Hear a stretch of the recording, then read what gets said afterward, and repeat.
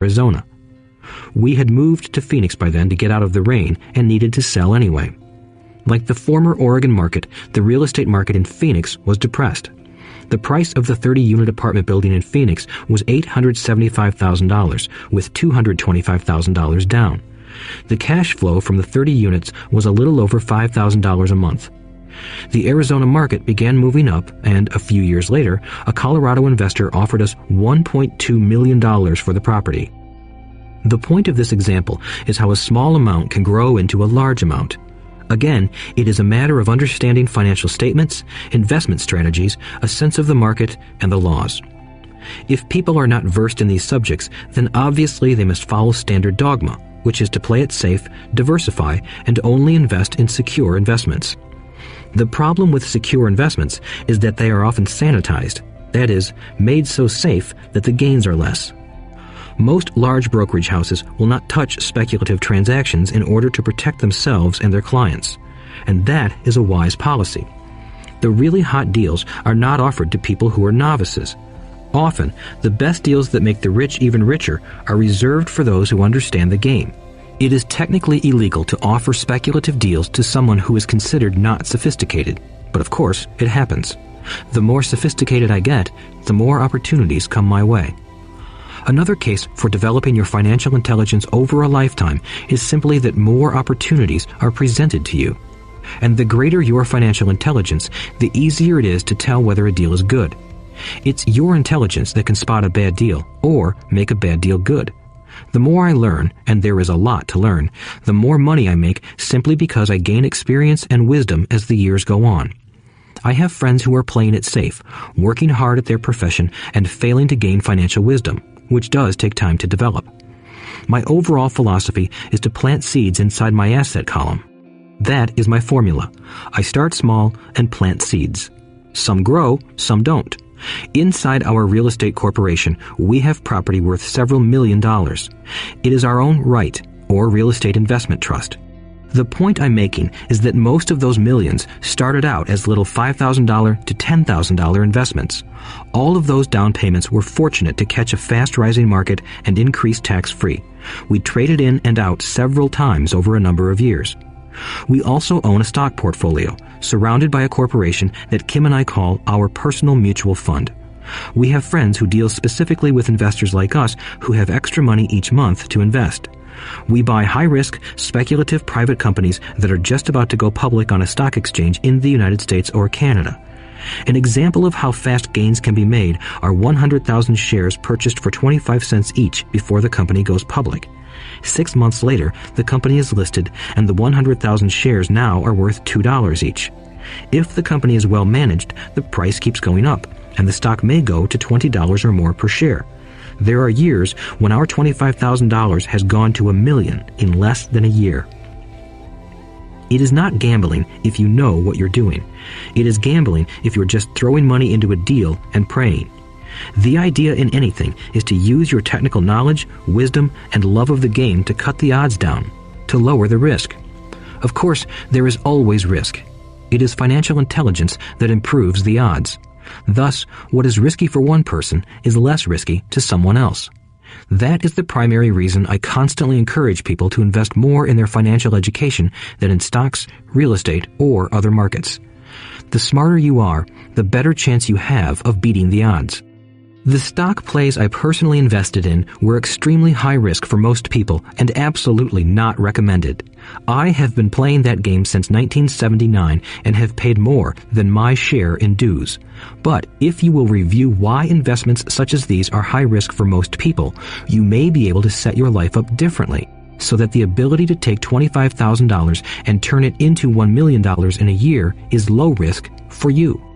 As stated earlier, nothing I have written is a recommendation. It is only used as an example of what is simple and possible. What I do is small potatoes in the grand scheme of things. Yet, for the average individual, a passive income of more than $100,000 a year is nice and not hard to achieve. Depending on the market and how smart you are, it could be done in 5 to 10 years. If you keep your living expenses modest, $100,000 coming in as additional income is pleasant, regardless of whether you work. You can work if you like, or take time off if you choose, and use the government tax system in your favor rather than against you. My personal basis is real estate. I love real estate because it's stable and slow-moving. I keep the base solid. The cash flow is fairly steady and, if properly managed, has a good chance of increasing in value. The beauty of a solid base of real estate is that it allows me to take greater risks, as I do with speculative stocks. If I make great profits in the stock market, I pay my capital gains tax on the gain and then reinvest what's left in real estate, again further securing my asset foundation. A last word on real estate. I have traveled all over the world and taught investing. In every city, I hear people say you cannot buy real estate cheap. That is not my experience. Even in New York or Tokyo, or just on the outskirts of the city, prime bargains are overlooked by most people. In Singapore, with their high real estate prices, there are still bargains to be found within a short driving distance. So whenever I hear someone say, "You can't do that here," pointing at me, I remind them that maybe the real statement is, "I don't know how to do that here. Yet." Great opportunities are not seen with your eyes. They are seen with your mind. Most people never get wealthy simply because they are not trained financially to recognize opportunities right in front of them. I am often asked, how do I start? In the final chapter of this audiobook, I offer 10 steps that I followed on the road to my financial freedom. But always remember to have fun. When you learn the rules and the vocabulary of investing and begin to build your asset column, I think you'll find that it's as fun a game as you've ever played. Sometimes you win, and sometimes you learn. But have fun. Most people never win because they're more afraid of losing. That is why I found school so silly. In school, we learn that mistakes are bad, and we are punished for making them. Yet if you look at the way humans are designed to learn, we learn by making mistakes. We learn to walk by falling down. If we never fell down, we would never walk. The same is true for learning to ride a bike. I still have scars on my knees, but today I can ride a bike without thinking. The same is true for getting rich. Unfortunately, the main reason most people are not rich is because they are terrified of losing. Winners are not afraid of losing, but losers are. Failure is part of the process of success. People who avoid failure also avoid success. I look at money much like my game of tennis. I play hard, make mistakes, correct, make more mistakes, correct, and I get better. If I lose the game, I reach across the net, shake my opponent's hand, smile, and say, "See you next Saturday." There are two kinds of investors. One, the first and most common type is a person who buys a packaged investment. They call a retail outlet, such as a real estate company, a stockbroker, or a financial planner, and they buy something. It could be a mutual fund, a right, a stock, or bond. It is a clean and simple way of investing.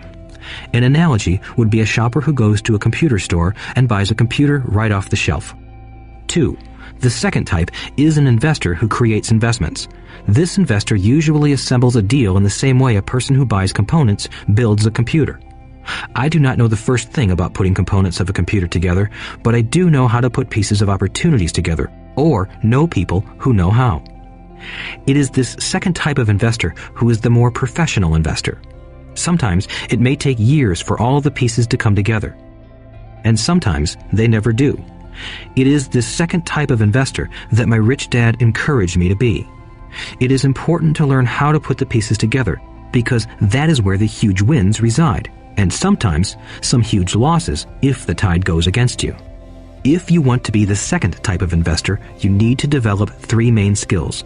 These skills are in addition to those required to become financially intelligent. 1. Find an opportunity that everyone else missed. You see with your mind what others miss with their eyes. For example, a friend bought this run-down old house. It was spooky to look at. Everyone wondered why he bought it. What he saw that we did not was that the house came with 4 extra empty lots. He discovered that after going to the title company. After buying the house, he tore the house down and sold the 5 lots to a builder for 3 times what he paid for the entire package. He made $75,000 for 2 months of work. It's not a lot of money, but it sure beats minimum wage, and it's not technically difficult. 2. Raise money. The average person only goes to the bank. This second type of investor needs to know how to raise capital, and there are many ways that don't require a bank. To get started, I learned how to buy houses without a bank. It was the learned skill of raising money more than the houses themselves that was priceless. All too often, I hear people say, "The bank won't lend me money," or "I don't have the money to buy it."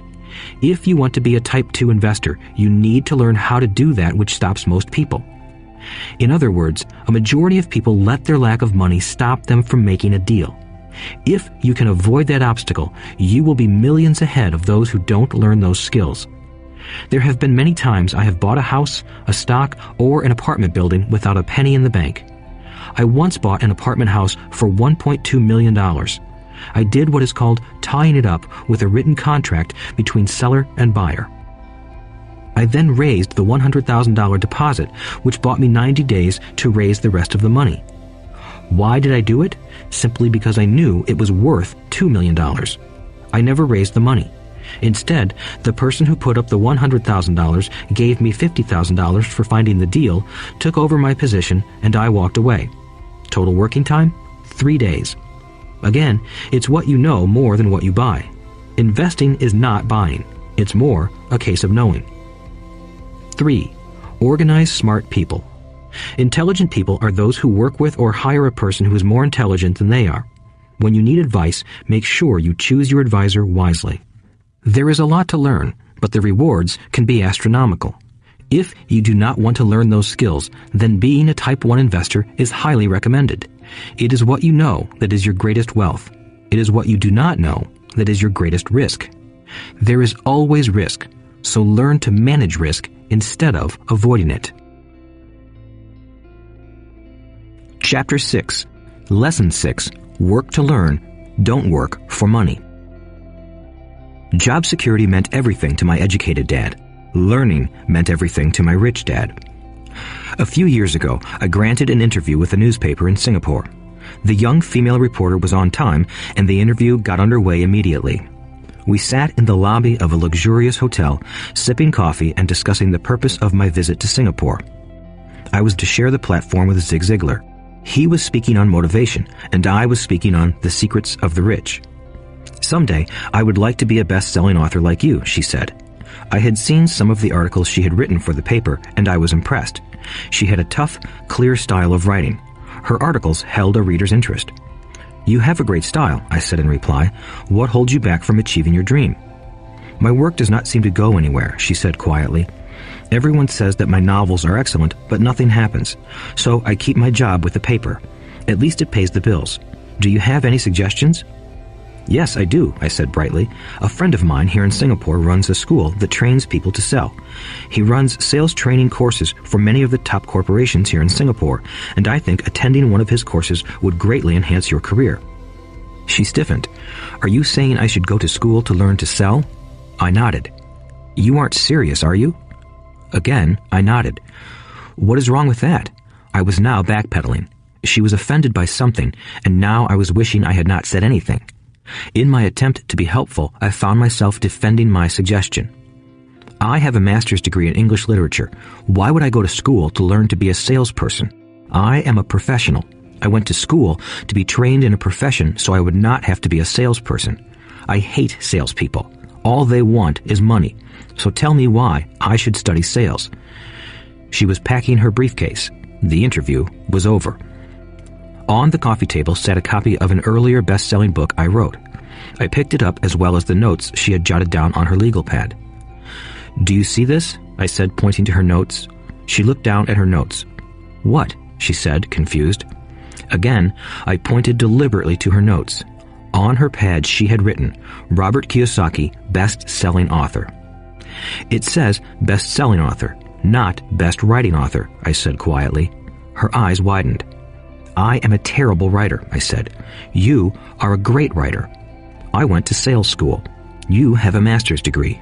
Put them together, and you get a best-selling author and a best-writing author." Anger flared from her eyes. "I'll never stoop so low as to learn how to sell. People like you have no business writing. I'm a professionally trained writer, and you are a salesman. It is not fair," she fumed. She put the rest of her notes away and hurried out through the large glass doors into the humid Singapore morning. At least she gave me a fair and favorable write-up the next morning. The world is filled with smart, talented, educated, and gifted people. We meet them every day. They are all around us. A few days ago, my car was not running well. I pulled into a garage, and the young mechanic had it fixed in just a few minutes. He knew what was wrong by simply listening to the engine. I was amazed. I am constantly shocked at how little talented people earn. I have met brilliant, highly educated people who earn less than $20,000 a year. A business consultant who specializes in the medical trade was telling me how many doctors, dentists, and chiropractors struggle financially. All this time, I thought that when they graduated, the dollars would pour in. It was this business consultant who gave me the phrase, "They are one skill away from great wealth." What this phrase means is that most people need only to learn and master one more skill, and their income would jump exponentially. I have mentioned before that financial intelligence is a synergy of accounting, investing, marketing, and law. Combine those four technical skills, and making money with money is easier than most people would believe. When it comes to money, the only skill most people know is to work hard. The classic example of a synergy of skills was that young writer for the newspaper. If she diligently learned the skills of sales and marketing, her income would jump dramatically. If I were her, I would take some courses in advertising copywriting as well as sales. Then, instead of working at the newspaper, I would seek a job at an advertising agency. Even if it were a cut and pay, she would learn how to communicate in shortcuts that are used in successful advertising. She also would spend time learning public relations, an important skill. She would learn how to get millions in free publicity. Then, at night and on weekends, she could be writing her great novel.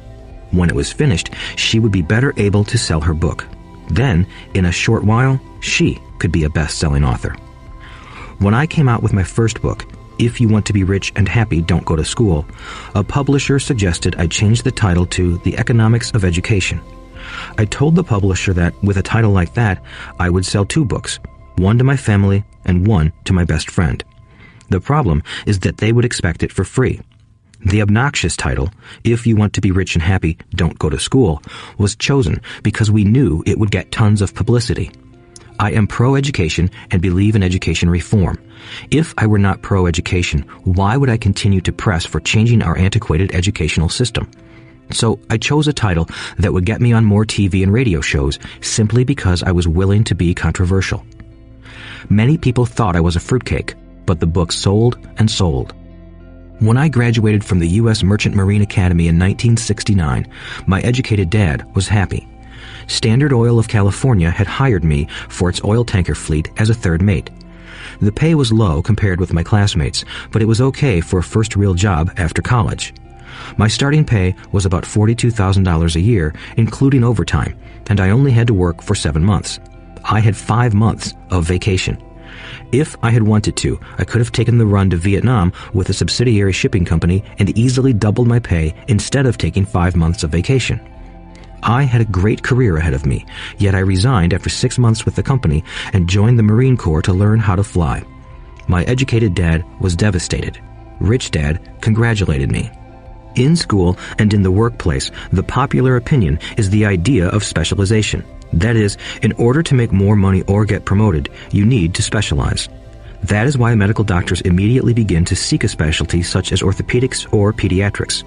The same is true for accountants, architects, lawyers, pilots, and others.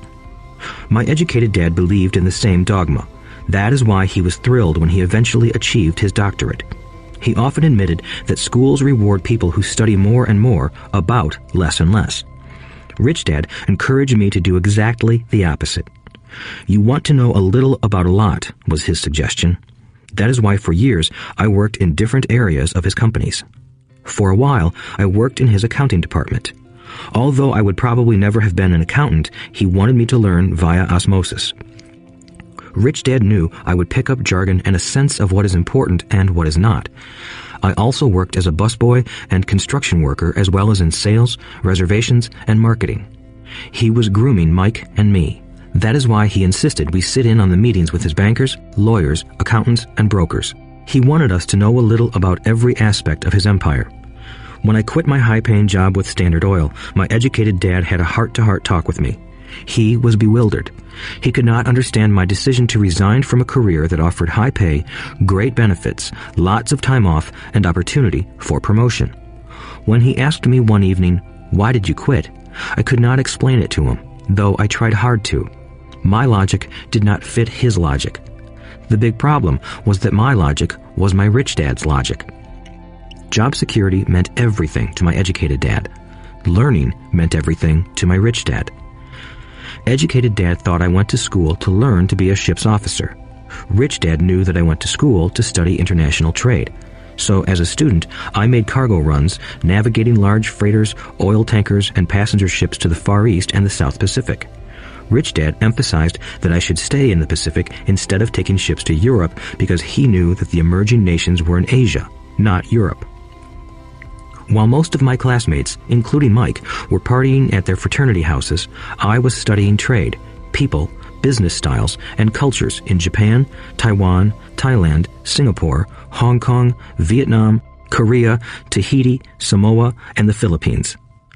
I was partying also, but it was not in any frat house. I grew up rapidly.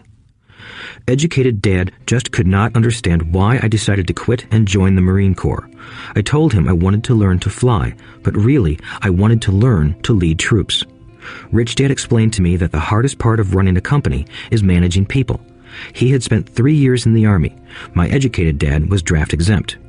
Rich dad valued learning to lead men into dangerous situations. Leadership is what you need to learn next, he said. If you're not a good leader, you'll get shot in the back, just like they do in business. Returning from Vietnam in 1973, I resigned my commission, even though I loved flying. I found a job with Xerox Corporation. I joined it for one reason, and it was not for the benefits. I was a shy person, and the thought of selling was the most frightening subject in the world. Xerox has one of the best sales trainings programs in America. Rich dad was proud of me. My educated dad was ashamed. Being an intellectual, he thought that salespeople were below him. I worked with Xerox for 4 years until I overcame my fear of knocking on doors and being rejected. Once I could consistently be in the top 5 in sales, I again resigned and moved on, leaving behind another great career with an excellent company.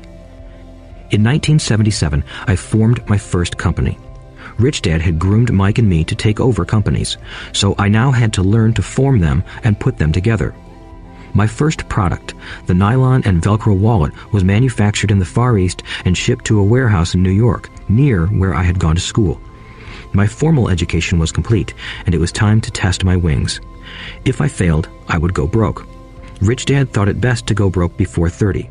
You still have time to recover, was his advice.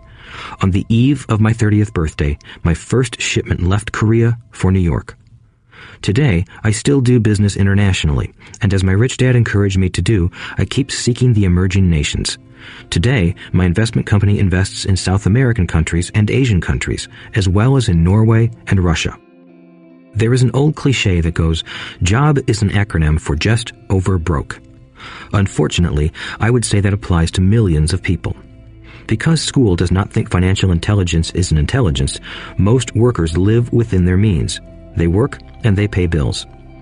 There is another horrible management theory that goes, workers work hard enough to not be fired, and owners pay just enough so that workers won't quit. And if you look at the pay scales of most companies, again, I would say there is a degree of truth to that statement. The net result is that most workers never get ahead. They do what they've been taught to do, get a secure job. Most workers focus on working for pay and benefits that reward them in the short term, but are often disastrous in the long run. Instead, I recommend to young people to seek work for what they will learn more than what they will earn. Look down the road at what skills they want to acquire before choosing a specific profession and before getting trapped in the rat race. Once people are trapped in the lifelong process of bill paying, they become like those little hamsters running around in those metal wheels. Their little furry legs are spinning furiously, the wheel is turning furiously, but come tomorrow morning, they'll still be in the same cage. Great job. In the movie Jerry Maguire starring Tom Cruise, there are many great one-liners. Probably the most memorable is, "Show me the money." But there is one line I thought most truthful. It comes from the scene where Tom Cruise is leaving the firm. He has just been fired, and he is asking the entire company, "Who wants to come with me?" And the whole place is silent and frozen. Only one woman speaks up and says, "I'd like to, but I'm due for a promotion in 3 months." That statement is probably the most truthful statement in the whole movie. It is the type of statement that people use to keep themselves busy, working away to pay bills. I know my educated dad looked forward to his pay raise every year, and every year he was disappointed. So he would go back to school to earn more qualifications so he could get another raise. Then, once again, there would be another disappointment. The question I often ask people is, where is this daily activity taking you? Just like the little hamster, I wonder if people look at where their hard work is taking them. What does the future hold? In his book, The Retirement Myth, Craig S. Carpel writes, "I visited the headquarters of a major national pension consulting firm and met with a managing director who specializes in designing lush retirement plans for top management. When I asked her what people who don't have corner offices will be able to expect in the way of pension income, she said with a confident smile, 'The silver bullet.'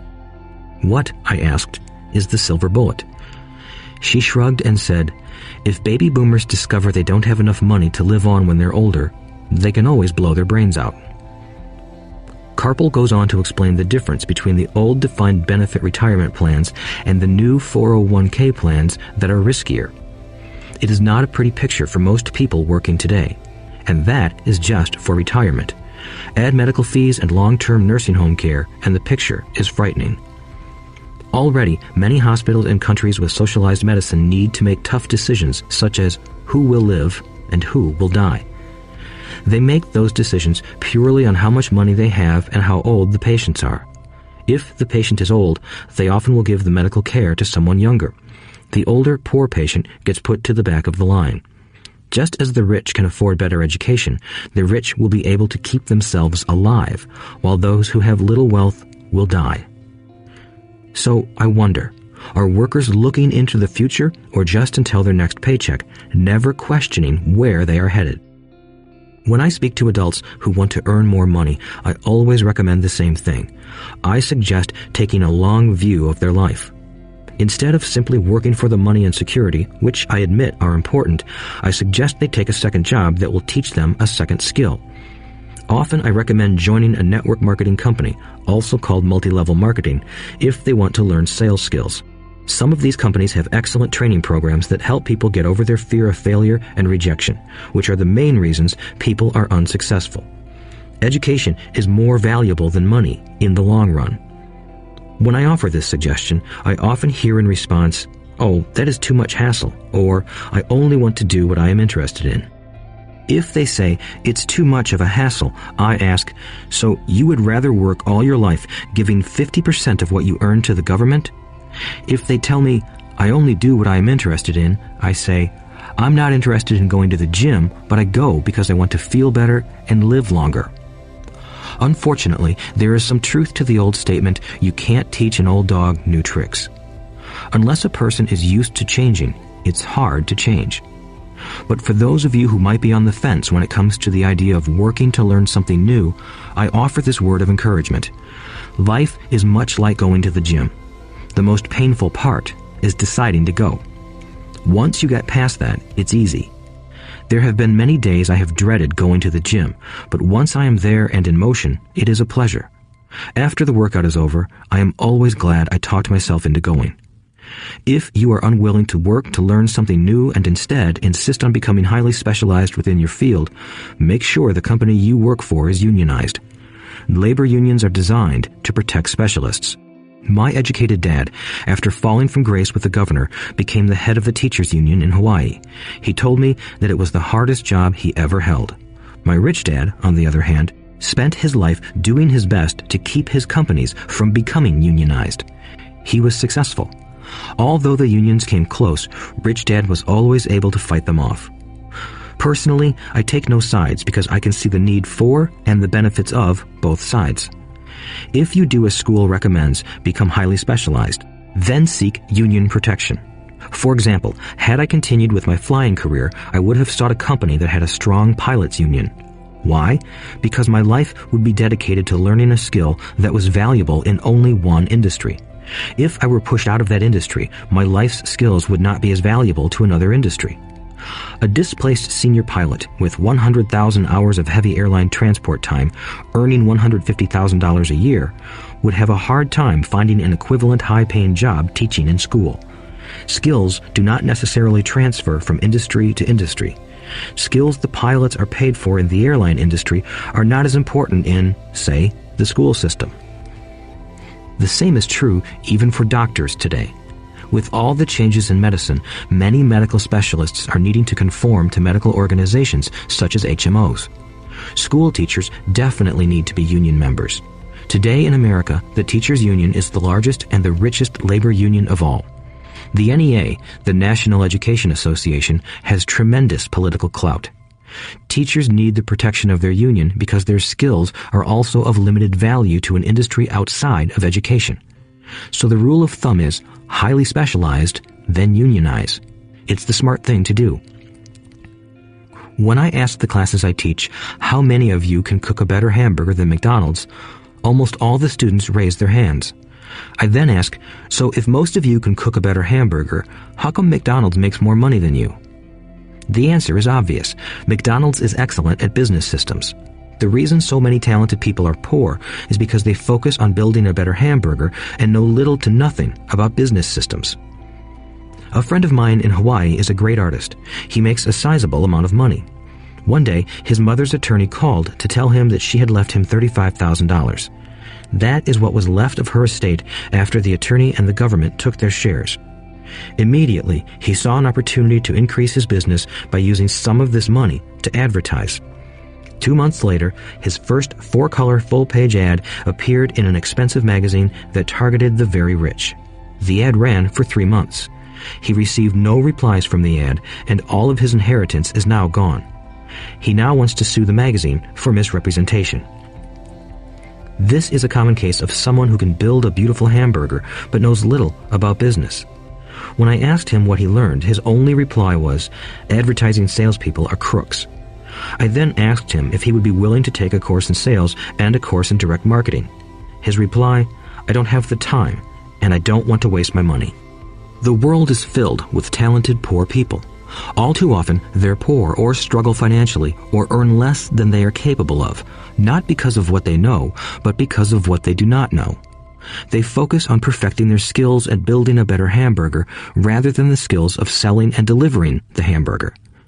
Maybe McDonald's does not make the best hamburger, but they are the best at selling and delivering a basic average burger. Poor Dad wanted me to specialize. That was his view on how to be paid more. Even after being told by the governor of Hawaii that he could no longer work in state government, my educated dad continued to encourage me to get specialized. Educated Dad then took up the cause of the teachers' union, campaigning for further protection and benefits for these highly skilled and educated professionals. We argued often, but I know he never agreed that over-specialization is what caused the need for union protection. He never understood that the more specialized you become, the more you are trapped and dependent on that specialty. Rich Dad advised that Mike and I groom ourselves. Many corporations do the same thing. They find a young, bright student just out of business school and begin grooming that person to someday take over the company. So these bright young employees do not specialize in one department. They are moved from department to department to learn all the aspects of business systems. The rich often groom their children or the children of others. By doing so, their children gain an overall knowledge of the operations of the business and how the various departments interrelate. For the World War II generation, it was considered bad to skip from company to company. Today, it is considered smart. Since people will skip from company to company rather than seek greater specialization in skills, why not seek to learn more than to earn? In the short term, it may earn you less, but it will pay dividends in the long term. The main management skills needed for success are 1. Management of cash flow, 2. Management of systems, 3. Management of people. The most important specialized skills are sales and marketing. The ability to sell, to communicate to another human being, be it a customer, employee, boss, spouse, or child, is the base skill of personal success. Communication skills such as writing, speaking, and negotiating are crucial to a life of success. These are skills I work on constantly, attending courses or buying educational resources to expand my knowledge. As I have mentioned, my educated dad worked harder and harder the more competent he became. He also became more trapped the more specialized he got. Although his salary went up, his choices diminished. Soon after he was locked out of government work, he found out how vulnerable he really was professionally. It is like professional athletes who suddenly are injured or are too old to play. Their once high-paying position is gone, and they have limited skills to fall back on. I think that is why my educated dad sided so much with the unions after that. He realized how much a union would have benefited him. Rich Dad encouraged Mike and me to know a little about a lot. He encouraged us to work with people smarter than we were and to bring smart people together to work as a team. Today, it would be called a synergy of professional specialties. Today, I meet ex-school teachers earning hundreds of thousands of dollars a year. They earn that much because they have specialized skills in their field as well as other skills. They can teach as well as sell and market. I know of no other skills to be more important than selling and marketing. The skills of selling and marketing are difficult for most people, primarily due to their fear of rejection. The better you are at communicating, negotiating, and handling your fear of rejection, the easier life is. Just as I advise that newspaper writer who wanted to become a best-selling author, I advise anyone else today. Being technically specialized has its strengths as well as its weaknesses. I have friends who are geniuses, but they cannot communicate effectively with other human beings, and, as a result, their earnings are pitiful. I advise them to just spend a year learning to sell. Even if they earn nothing, their communication skills will improve, and that is priceless. In addition to being good learners, sellers, and marketers, we need to be good teachers as well as good students. To be truly rich, we need to be able to give as well as to receive. In cases of financial or professional struggle, there is often a lack of giving and receiving. I know many people who are poor because they are neither good students nor good teachers. Both of my dads were generous men. Both made it a practice to give first. Teaching was one of their ways of giving. The more they gave, the more they received. One glaring difference was in the giving of money. My rich dad gave lots of money away. He gave to his church, to charities, and to his foundation. He knew that to receive money, you had to give money. Giving money is the secret to most great wealthy families. That is why there are organizations like the Rockefeller Foundation and the Ford Foundation. These are organizations designed to take their wealth and increase it, as well as give it away in perpetuity. My educated dad always said, "When I have some extra money, I'll give it." The problem was that there was never any extra. So he worked harder to draw more money in rather than focus on the most important law of money. Give and you shall receive. Instead, he believed in receive and then you give. In conclusion, I became both dads. One part of me is a hardcore capitalist who loves the game of money making money. The other part is a socially responsible teacher who is deeply concerned with this ever-widening gap between the haves and have-nots. I personally hold the archaic educational system primarily responsible for this growing gap. Chapter 7. Overcoming Obstacles. The primary difference between a rich person and a poor person is how they manage fear. Once people have studied and become financially literate, they may still face roadblocks to becoming financially independent. There are 5 main reasons why financially literate people may still not develop abundant asset columns that could produce a large cash flow.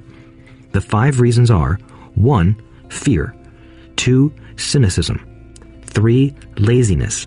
4. Bad habits. 5. Arrogance. Overcoming fear. I have never met anyone who really likes losing money. And in all my years, I have never met a rich person who has never lost money. But I have met a lot of poor people who have never lost a dime. Investing, that is. The fear of losing money is real. Everyone has it, even the rich. But it's not having fear that is the problem. It's how you handle fear. It's how you handle losing. It's how you handle failure that makes the difference in one's life. The primary difference between a rich person and a poor person is how they manage that fear. It's okay to be fearful. It's okay to be a coward when it comes to money. You can still be rich. We're all heroes at something and cowards at something else. My friend's wife is an emergency room nurse. When she sees blood, she flies into action. When I mention investing, she runs away. When I see blood, I don't run. I pass out. My rich dad understood phobias about money. Some people are terrified of snakes. Some people are terrified about losing money. Both are phobias, he would say. So his solution to the phobia of losing money was this little rhyme. If you hate risk and worry, start early. If you start young, it's easier to be rich. I won't go into it here, but there is a staggering difference between a person who starts investing at age 20 versus age 30. The purchase of Manhattan Island is said to be one of the greatest bargains of all time.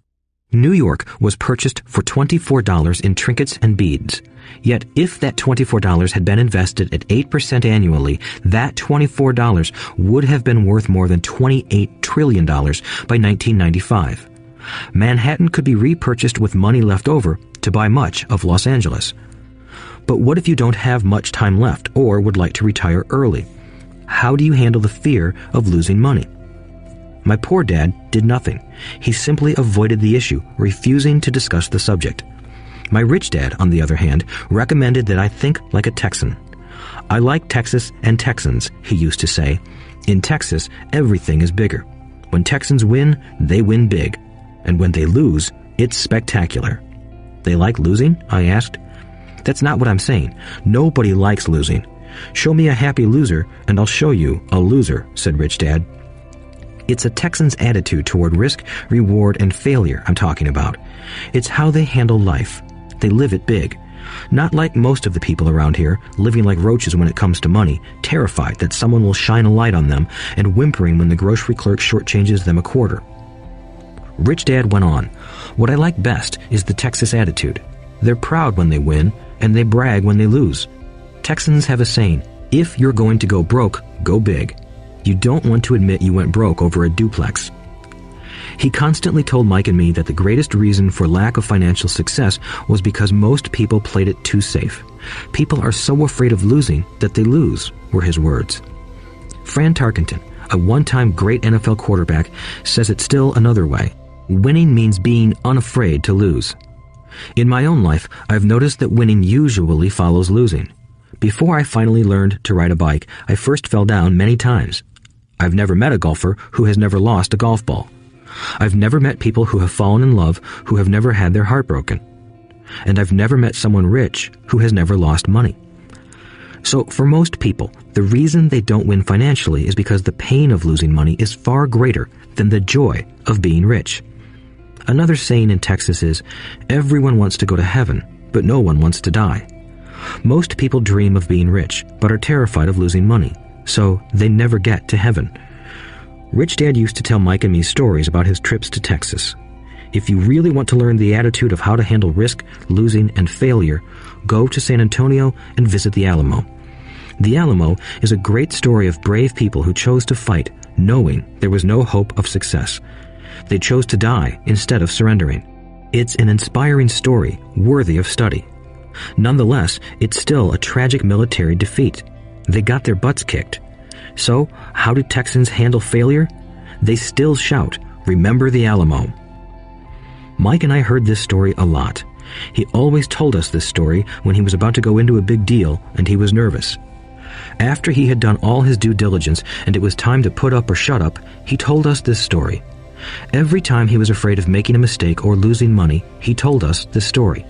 It gave him strength, for it reminded him that he could always turn a financial loss into a financial win. Rich Dad knew that failure would only make him stronger and smarter. It's not that he wanted to lose. He just knew who he was and how he would take a loss. He would take a loss and make it a win.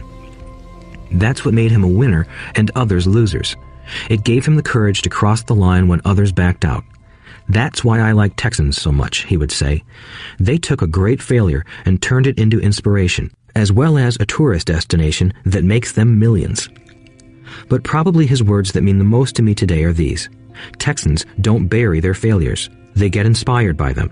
They take their failures and turn them into rallying cries. Failure inspires Texans to become winners.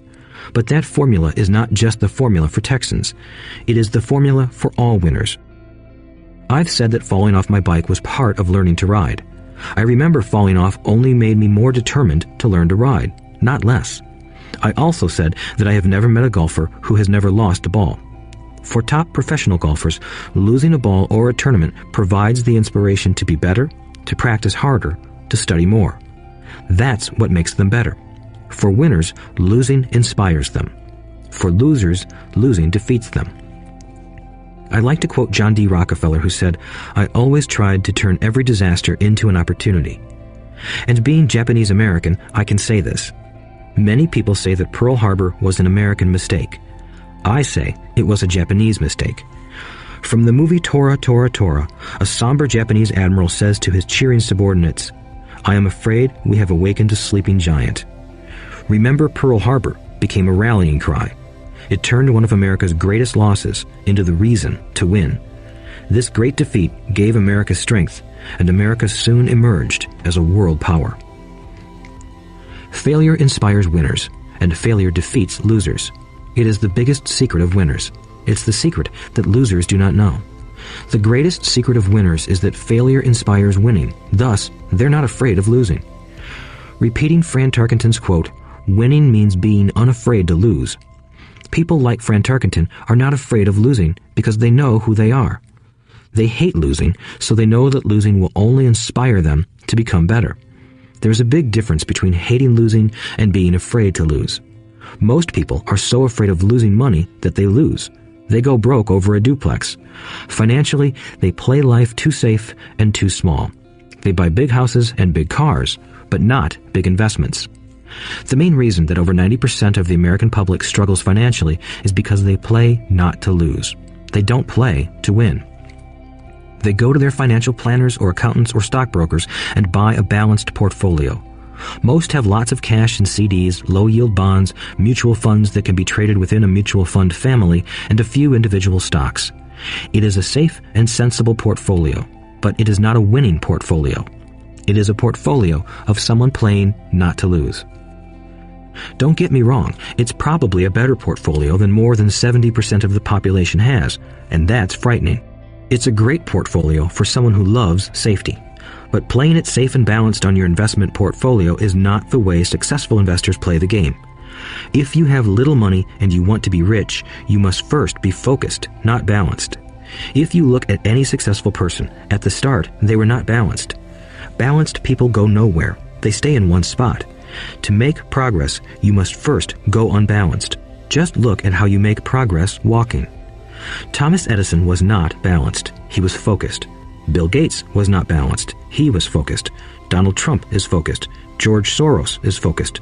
George Patton did not take his tanks wide. He focused them and blew through the weak spots in the German line. The French went wide with the Maginot Line, and you know what happened to them. If you have any desire to be rich, you must focus. Do not do what poor and middle-class people do, put their few eggs in many baskets. Put a lot of your eggs in a few baskets and focus. Follow one course until successful. If you hate losing, play it safe. If losing makes you weak, play it safe. Go with balanced investments. If you're over 25 years old and are terrified of taking risks, don't change. Play it safe, but start early. Start accumulating your nest egg early because it will take time. But if you have dreams of freedom, of getting out of the rat race, the first question to ask yourself is, how do I respond to failure? If failure inspires you to win, maybe you should go for it, but only maybe. If failure makes you weak or causes you to throw temper tantrums, like spoiled brats who call attorneys to file lawsuits every time something doesn't go their way, then play it safe. Keep your daytime job, or buy bonds or mutual funds. But remember, there is risk in those financial instruments also, even though they may appear safe. I say all this, mentioning Texas and Fran Tarkenton, because stacking the asset column is easy. It's really a low-aptitude game. It doesn't take much education. 5th grade math will do. But building your asset column is a game in which attitude plays a major role. It takes guts, patience, and a great attitude toward failure. Losers avoid failing, and failure turns losers into winners. Just remember the Alamo. Overcoming cynicism. The sky is falling. The sky is falling. Most of us know the story of Chicken Little, who ran around warning the barnyard of impending doom. We all know people who are that way. there's a Chicken Little inside each of us. As I stated earlier, the cynic is really a little chicken. We all get a little chicken when fear and doubt cloud our thoughts. All of us have doubts.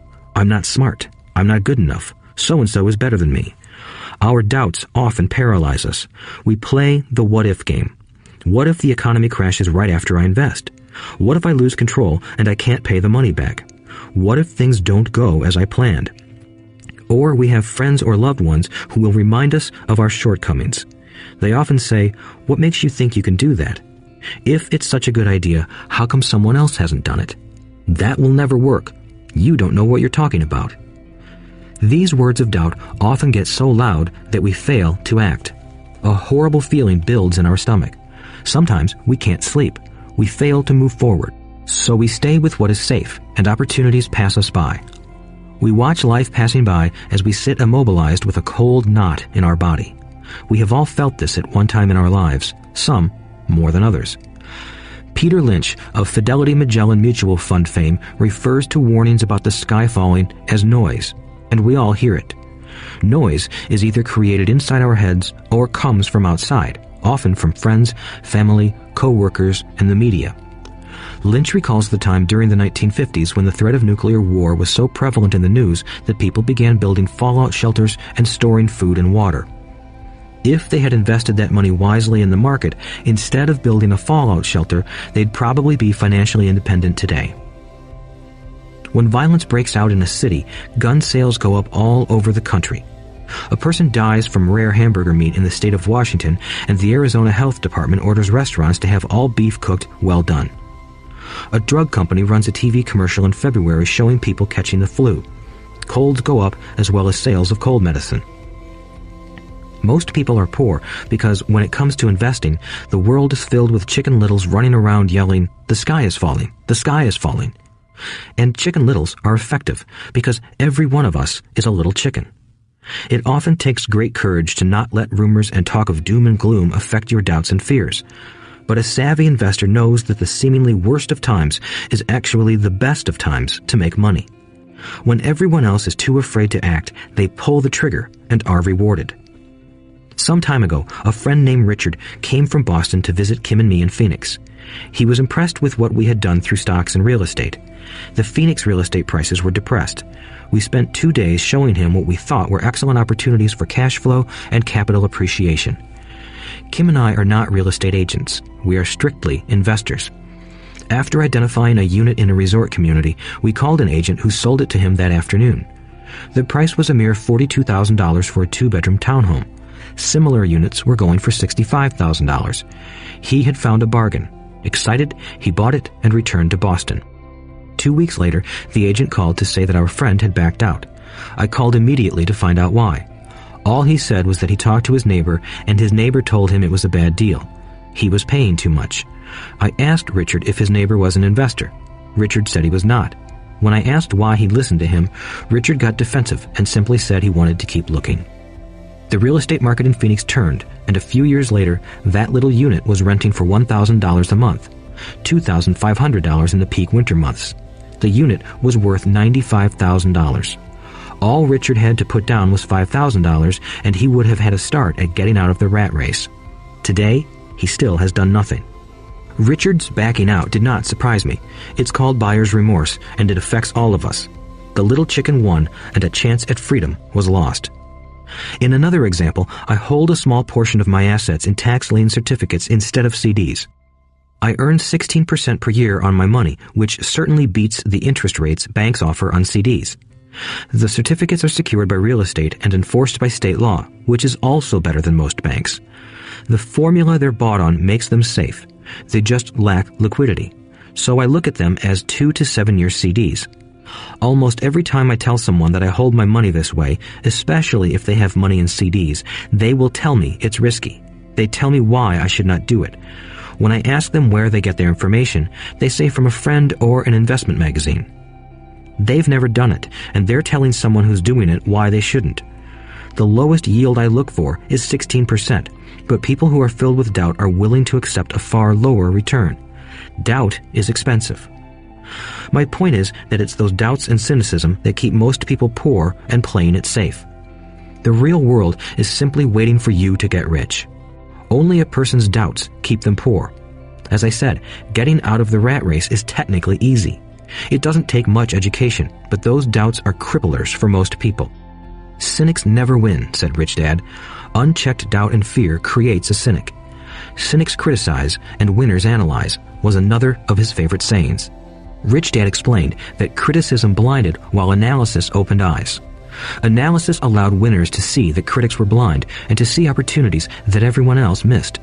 And finding what people miss is key to any success. Real estate is a powerful investment tool for anyone seeking financial independence or freedom. It is a unique investment tool.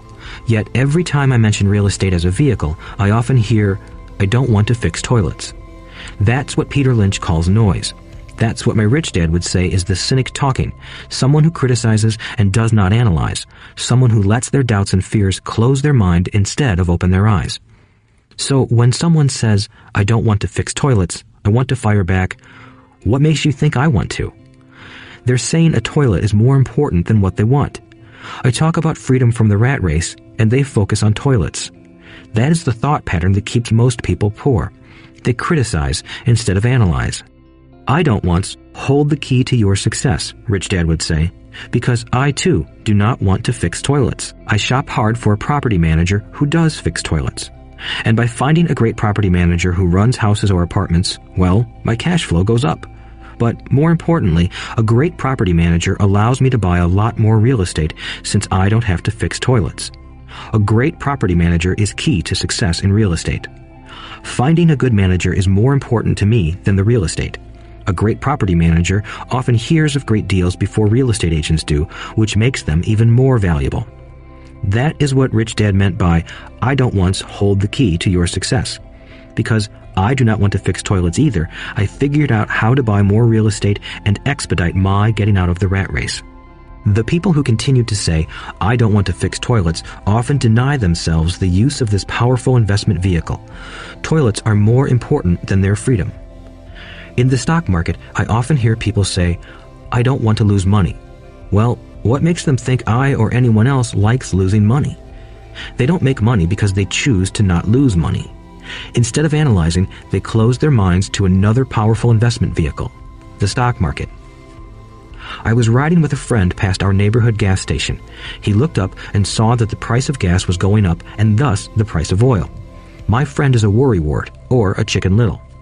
To him, the sky is always going to fall, and it usually does, on him. When we got home, he showed me all the stats as to why the price of oil was going to go up over the next few years, statistics I had never seen before, even though I already owned substantial shares of an existing oil company. With that information, I immediately began looking for and found a new undervalued oil company that was about to find some oil deposits. My broker was excited about this new company, and I bought 15,000 shares for 65 cents per share. 3 months later, this same friend and I drove by the same gas station, and sure enough, the price per gallon had gone up nearly 15%. Again, the Chicken Little worried and complained. I smiled, because a month earlier, that little oil company hit oil, and those 15,000 shares went up to more than $3 per share since he had first given me the tip. And the price of gas will continue to go up if what my friend says is true. If most people understood how a stop worked in stock market investing, there would be more people investing to win instead of investing not to lose. A stop is simply a computer command that sells your stock automatically if the price begins to drop, helping to minimize your losses and maximize some gains. It's a great tool for those who are terrified of losing. So whenever I hear people focusing on their "I don't wants" rather than what they do want, I know the noise in their head must be loud. Chicken Little has taken over their brain and is yelling, "The sky is falling and toilets are breaking." So they avoid their don't wants, but they pay a huge price. They may never get what they want in life. Instead of analyzing, their inner Chicken Little closes their mind. Rich Dad gave me a way of looking at Chicken Little. Just do what Colonel Sanders did. At the age of 66, he lost his business and began to live on his Social Security check. It wasn't enough. He went around the country selling his recipe for fried chicken. He was turned down 1,009 times before someone said yes, and he went on to become a multimillionaire at an age when most people are quitting. He was a brave and tenacious man, Rich Dad said of Harlan Sanders. So when you're in doubt and feeling a little afraid, just do what Colonel Sanders did to his little chicken. He fried it. Overcoming laziness. Busy people are often the most lazy. We have all heard stories of a businessman who works hard to earn money. He works hard to be a good provider for his wife and children. He spends long hours at the office and brings work home on weekends. One day he comes home to an empty house. His wife has left with the kids. He knew he and his wife had problems, but rather than work to make the relationship strong, he stayed busy at work. Dismayed, his performance at work slips and he loses his job. Today, I often meet people who are too busy to take care of their wealth, and there are people too busy to take care of their health. The cause is the same. They're busy, and they stay busy as a way of avoiding something they do not want to face. Nobody has to tell them. Deep down, they know. In fact, if you remind them, they often respond with anger or irritation. If they aren't busy at work or with the kids, they're often busy watching TV, fishing, playing golf, or shopping. Yet deep down, they know they are avoiding something important. That's the most common form of laziness. Laziness by staying busy. So what is the cure for laziness? The answer is a little greed. For many of us, we were raised thinking of greed or desire as bad. Greedy people are bad people, my mom used to say, yet we all have inside of us this yearning to have nice, new, or exciting things. So to keep that emotion of desire under control, often parents find ways of suppressing that desire with guilt. You only think about yourself. Don't you know you have brothers and sisters? Was one of my mom's favorites. You want me to buy you what? Was a favorite of my dad. Do you think we're made of money? Do you think money grows on trees? We're not rich people, you know. It wasn't so much the words, but the angry guilt trip that went with the words that got to me. Or the reverse guilt trip was the I'm sacrificing my life to buy this for you. I'm buying this for you because I never had this advantage when I was a kid. I have a neighbor who is stone broke but can't park his car in his garage. The garage is filled with toys for his kids. Those spoiled brats get everything they ask for. I don't want them to know the feeling of want are his everyday words. He has nothing set aside for their college or his retirement, but his kids have every toy ever made. He recently got a new credit card in the mail and took his kids to visit Las Vegas. I'm doing it for the kids, he said with great sacrifice. Rich Dad forbade the words, I can't afford it. In my real home, that's all I heard. Instead, Rich Dad required his children to say, how can I afford it? He believed that the words, I can't afford it, shut down your brain. It didn't have to think anymore. How can I afford it opened up the brain and forced it to think and search for answers. But most importantly, he felt the words, I can't afford it, were a lie, and the human spirit knows it. The human spirit is very, very powerful, he would say. It knows it can do anything. By having a lazy mind that says, I can't afford it, a war breaks out inside you. Your spirit is angry, and your lazy mind must defend its lie.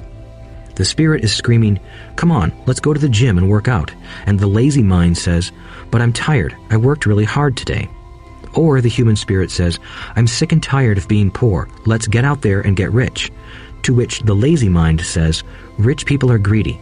Besides, it's too much bother. It's not safe. I might lose money. I'm working hard enough as it is. I've got too much to do at work anyway. Look at what I have to do tonight. My boss wants it finished by morning. I can't afford it also causes sadness, a helplessness that leads to despondency and often depression. How can I afford it opens up possibilities, excitement, and dreams. So Rich Dad was not so concerned about what we wanted to buy as long as we understood that how can I afford it creates a stronger mind and a dynamic spirit. Thus, he rarely gave Mike or me anything. He would instead ask, how can you afford it? And that included college, which we paid for ourselves. It was not the goal, but the process of attaining the goal that he wanted us to learn. The problem I see today is that there are millions of people who feel guilty about their desire or their greed. It's old conditioning from their childhood. While they desire to have the finer things that life offers, most have been conditioned subconsciously to say, I can't have that, or I'll never be able to afford that. When I decided to exit the rat race, it was simply a question of how can I afford to never work again? And my mind began to kick out answers and solutions. The hardest part was fighting my real parents' dogma. We can't afford that. Stop thinking only about yourself. Why don't you think about others? And other similar sentiments designed to instill guilt to suppress my greed. So, how do you beat laziness? Once again, the answer is a little greed. It's that radio station WIIFM, which stands for What's in it for me? A person needs to sit down and ask, what would my life be like if I never had to work again? What would I do if I had all the money I needed? Without that little greed, the desire to have something better, progress is not made. Our world progresses because we all desire a better life. New inventions are made because we desire something better. We go to school and study hard because we want something better. So whenever you find yourself avoiding something you know you should be doing, then the only thing to ask yourself is, what's in it for me? Be a little greedy. It's the best cure for laziness. Too much greed, however, as anything in excess can be, is not good. But just remember what Michael Douglas said in the movie Wall Street. Greed is good. Rich Dad said it differently. Guilt is worse than greed, for guilt robs the body of its soul. I think Eleanor Roosevelt said it best. Do what you feel in your heart to be right, for you'll be criticized anyway. You'll be damned if you do, and damned if you don't. Overcoming bad habits. Our lives are a reflection of our habits more than our education. After seeing the movie Conan the Barbarian, starring Arnold Schwarzenegger, a friend said, I'd love to have a body like Schwarzenegger. Most of the guys nodded in agreement. I even heard he was really puny and skinny at one time, another friend added. Yeah, I heard that too, another one said. I heard he has a habit of working out almost every day in the gym. Yeah, I'll bet he has to. Nah, said the group's cynic. I'll bet he was born that way. Besides, let's stop talking about Arnold and get some beers. This is an example of habits controlling behavior. I remember asking my rich dad about the habits of the rich. Instead of answering me outright, he wanted me to learn through example, as usual. When does your dad pay his bills? Rich Dad asked. The first of the month, I said. Does he have anything left over? He asked. Very little, I said. That's the main reason he struggles, said Rich Dad. He has bad habits. Your dad pays everyone else first. He pays himself last, but only if he has anything left over. Which he usually doesn't, I said. But he has to pay his bills, doesn't he? You're saying he shouldn't pay his bills? Of course not, said Rich Dad. I firmly believe in paying my bills on time. I just pay myself first, before I pay even the government. But what happens if you don't have enough money? I asked. What do you do then? The same, said Rich Dad. I still pay myself first, even if I'm short of money. My asset column is far more important to me than the government. But, I said, don't they come after you? Yes, if you don't pay, said Rich Dad. Look, I did not say not to pay. I just said I pay myself first, even if I'm short of money. But, I replied, how do you do that? It's not how. The question is why, Rich Dad said. Okay, why? Motivation, said Rich Dad. Who do you think will complain louder if I don't pay them? Me or my creditors? Your creditors will definitely scream louder than you, I said, responding to the obvious. You wouldn't say anything if you didn't pay yourself. So you see, after paying myself, the pressure to pay my taxes and the other creditors is so great that it forces me to seek other forms of income. The pressure to pay becomes my motivation. I've worked extra jobs, started other companies, traded in the stock market, anything, just to make sure those guys don't start yelling at me. That pressure made me work harder, forced me to think, and all in all, made me smarter and more active when it comes to money. If I had paid myself last, I would have felt no pressure, but I'd be broke. So it is the fear of the government or other people you owe money to that motivates you? That's right, said Rich Dad. You see, government bill collectors are big bullies. So are bill collectors in general. Most people give in to those bullies. They pay them and never pay themselves. You know the story of the 98-pound weakling who gets sand kicked in his face? I nodded. I see that ad for weightlifting and bodybuilding lessons in the comic books all the time.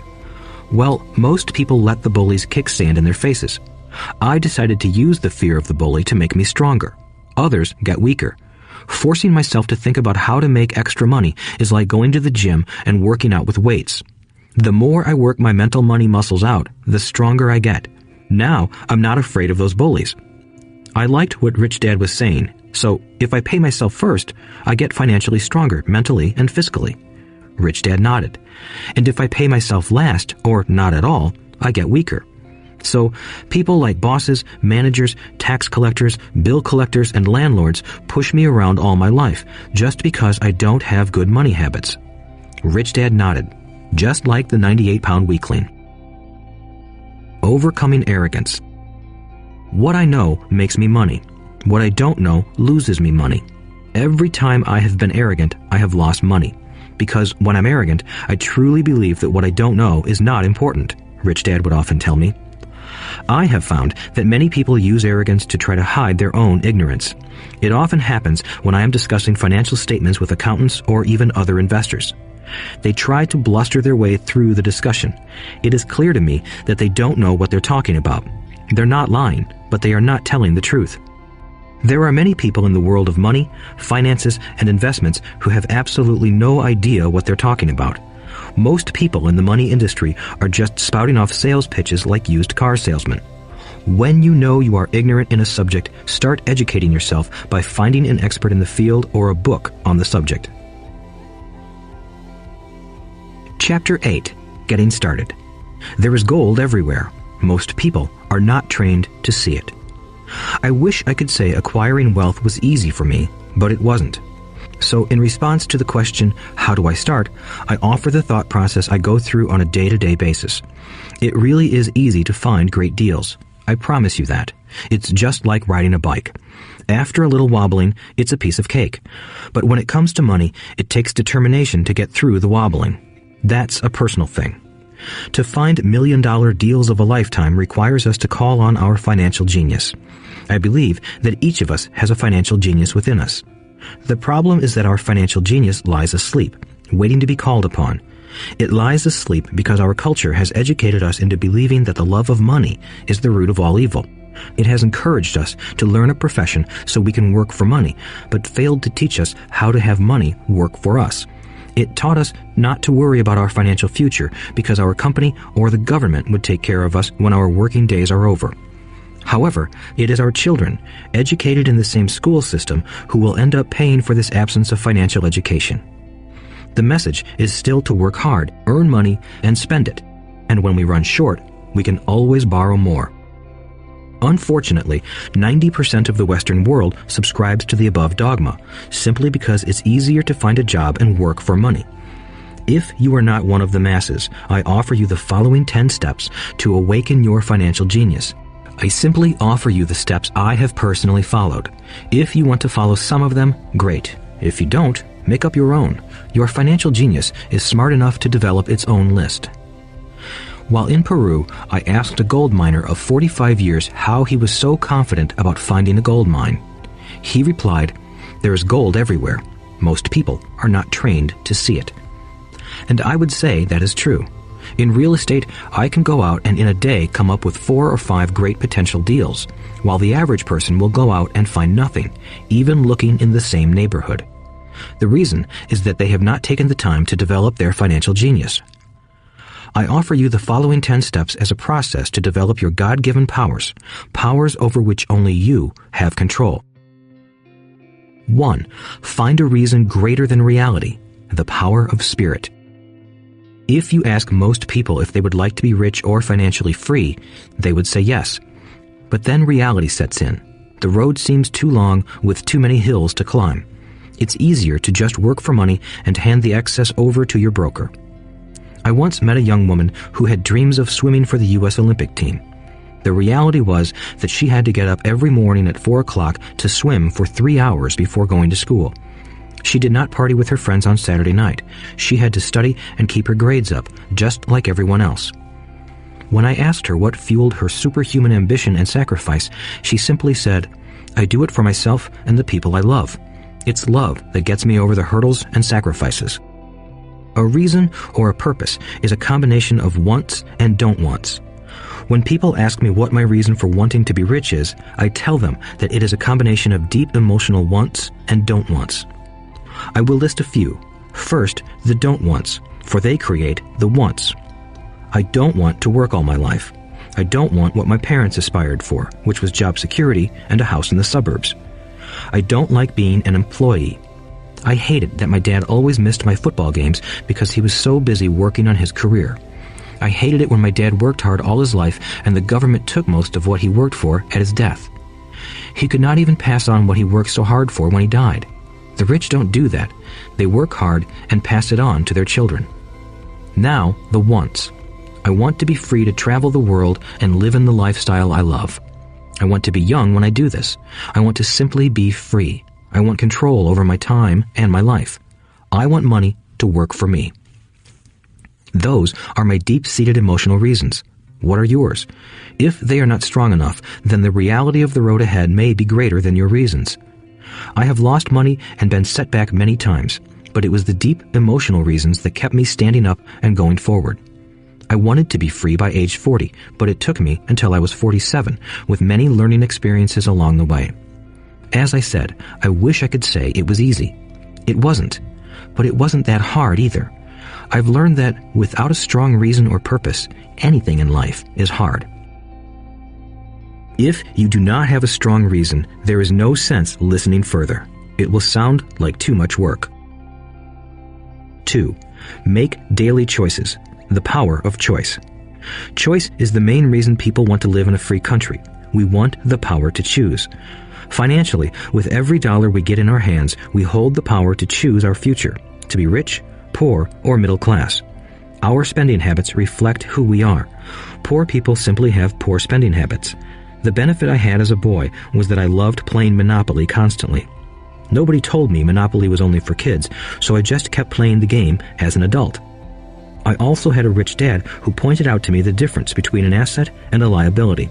So a long time ago, as a little boy, I chose to be rich, and I knew that all I had to do was learn to acquire assets, real assets. My best friend, Mike, had an asset column handed to him, but he still had to choose to learn to keep it. Many rich families lose their assets in the next generation simply because there was no one trained to be a good steward over their assets. Most people choose not to be rich. For 90% of the population, being rich is too much of a hassle.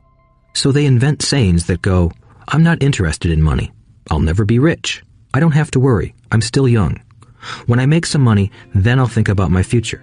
My husband or wife handles the finances." The problem with those statements is that they rob the person who chooses to think such thoughts of two things. One is time, which is your most precious asset. The second is learning. Having no money should not be an excuse to not learn, but that is a choice we all make daily. The choice of what we do with our time, our money, and what we put in our heads. That is the power of choice. All of us have choice. I just choose to be rich, and I make that choice every day. Invest first in education. In reality, the only real asset you have is your mind, the most powerful tool we have dominion over. Each of us has the choice of what we put in our brain once we're old enough. You can watch TV, read golf magazines, or go to ceramics class or a class on financial planning. You choose. Most people simply buy investments rather than first investing in learning about investing. A friend of mine recently had her apartment burglarized. The thieves took her electronics and left all the books. And we all have that same choice. 90% of the population buys TV sets, and only about 10% buy business books. So what do? I go to seminars. I like it when they are at least 2 days long because I like to immerse myself in a subject. In 1973, I was watching this guy on TV who was advertising a 3-day seminar on how to buy real estate for nothing down. I spent $385, and that course has made me at least $2 million, if not more. But more importantly, it bought me life. I don't have to work for the rest of my life because of that one course. I go to at least 2 such courses every year. I love CDs and audiobooks. The reason? I can easily review what I just heard. I was listening to an investor say something I completely disagreed with. Instead of becoming arrogant and critical, I simply listened to that 5-minute stretch at least 20 times, maybe more. But suddenly, by keeping my mind open, I understood why he said what he said. It was like magic. I felt like I had a window into the mind of one of the greatest investors of our time. I gained tremendous insight into the vast resources of his education and experience. The net result? I still have the old way I used to think, and I now have a new way of looking at the same problem or situation. I have 2 ways to analyze a problem or trend, and that is priceless. Today, I often say, how would Donald Trump do this, or Warren Buffett, or George Soros? The only way I can access their vast mental power is to be humble enough to read or listen to what they have to say. Arrogant or critical people are often people with low self-esteem who are afraid of taking risks. That's because if you learn something new, you are then required to make mistakes in order to fully understand what you have learned. If you have listened this far, arrogance is not one of your problems. Arrogant people rarely read or listen to experts. Why should they? They are the center of the universe. There are so many intelligent people who argue or defend when a new idea clashes with the way they think. In this case, their so-called intelligence combined with arrogance equals ignorance. Each of us knows people who are highly educated or believe they are smart, but their balance sheet paints a different picture. A truly intelligent person welcomes new ideas, for new ideas can add to the synergy of other accumulated ideas. Listening is more important than talking. If that were not true, God would not have given us 2 ears and only 1 mouth. Too many people think with their mouth instead of listening in order to absorb new ideas and possibilities. They argue instead of asking questions. I take a long view on my wealth. I do not subscribe to the get-rich-quick mentality most lottery players or casino gamblers have. I may go in and out of stocks, but I am long on education. If you want to fly an airplane, I advise taking lessons first. I am always shocked at people who buy stocks or real estate but never invest in their greatest asset, their mind. Just because you bought a house or two does not make you an expert at real estate. 3. Choose friends carefully. The power of association. First of all, I do not choose my friends by their financial statements. I have friends who have actually taken a vow of poverty, as well as friends who earn millions every year. The point is that I learn from all of them. Now, I will admit that there are people I have actually sought out because they had money. But I was not after their money. I was seeking their knowledge. In some cases, these people who had money have become dear friends. I've noticed that my friends with money talk about money. They don't do it to brag. They're interested in the subject. So I learn from them, and they learn from me. My friends who are in dire financial straits do not like talking about money, business, or investing. They often think it rude or unintellectual. So I also learn from my friends who struggle financially. I find out what not to do. I have several friends who have generated over $1 billion in their short lifetimes. The 3 of them report the same phenomenon. Their friends who have no money have never come to them to ask them how they did it, but they do come asking for one of 2 things, or both, a loan or a job. Warning: don't listen to poor or frightened people. I have such friends, and while I love them dearly, they are the Chicken Littles of life. To them, when it comes to money, especially investments, it's always, the sky is falling, the sky is falling. They can always tell you why something won't work. The problem is that people listen to them. But people who blindly accept doom and gloom information are also Chicken Littles. As that old saying goes, birds of a feather flock together. If you watch business channels on TV, they often have a panel of so-called experts. One expert will say the market is going to crash, and the other will say it's going to boom. If you're smart, you listen to both. Keep your mind open, because both have valid points. Unfortunately, most poor people listen to Chicken Little. I have had many close friends try to talk me out of a deal or an investment. Not long ago, a friend told me he was excited because he found a 6% certificate of deposit. I told him I earned 16% from the state government. The next day, he sent me an article about why my investment was dangerous. I have received 16% for years now, and he still receives 6%. I would say that one of the hardest things about wealth building is to be true to yourself and to be willing to not go along with the crowd. This is because, in the market, it is usually the crowd that shows up late that is slaughtered. If a great deal is on the front page, it's too late in most instances. Look for a new deal. As we used to say as surfers, there is always another wave. People who hurry and catch a wave late usually are the ones who wipe out. Smart investors don't time the markets. If they miss a wave, they search for the next one and get themselves in position. This is hard for most investors because buying what is not popular is frightening. Timid investors are like sheep going along with the crowd. Or their greed gets them in when wise investors have already taken their profits and moved on. Wise investors buy an investment when it's not popular. They know their profits are made when they buy, not when they sell. They wait patiently. As I said, they do not time the market. Just like a surfer, they get in position for the next big swell. It's all insider trading. There are forms of insider trading that are illegal, and there are forms of insider trading that are legal. But either way, it's insider trading. The only distinction is, how far away from the inside are you? The reason you want to have rich friends is because that is where the money is made. It's made on information. You want to hear about the next boom, get in and get out before the next bust. I'm not saying do it illegally, but the sooner you know, the better your chances are for profits with minimal risk. That is what friends are for, and that is financial intelligence. 4. Master a formula and then learn a new one. The power of learning quickly. In order to make bread, every baker follows a recipe, even if it's only held in their head. The same is true for making money. Most of us have heard the saying, you are what you eat. I have a different slant. I say, you become what you study. In other words, be careful what you learn, because your mind is so powerful that you become what you put in your head. For example, if you study cooking, you then tend to cook. If you don't want to be a cook anymore, then you need to study something else. When it comes to money, the masses generally have one basic formula they learned in school, and it's this: work for money.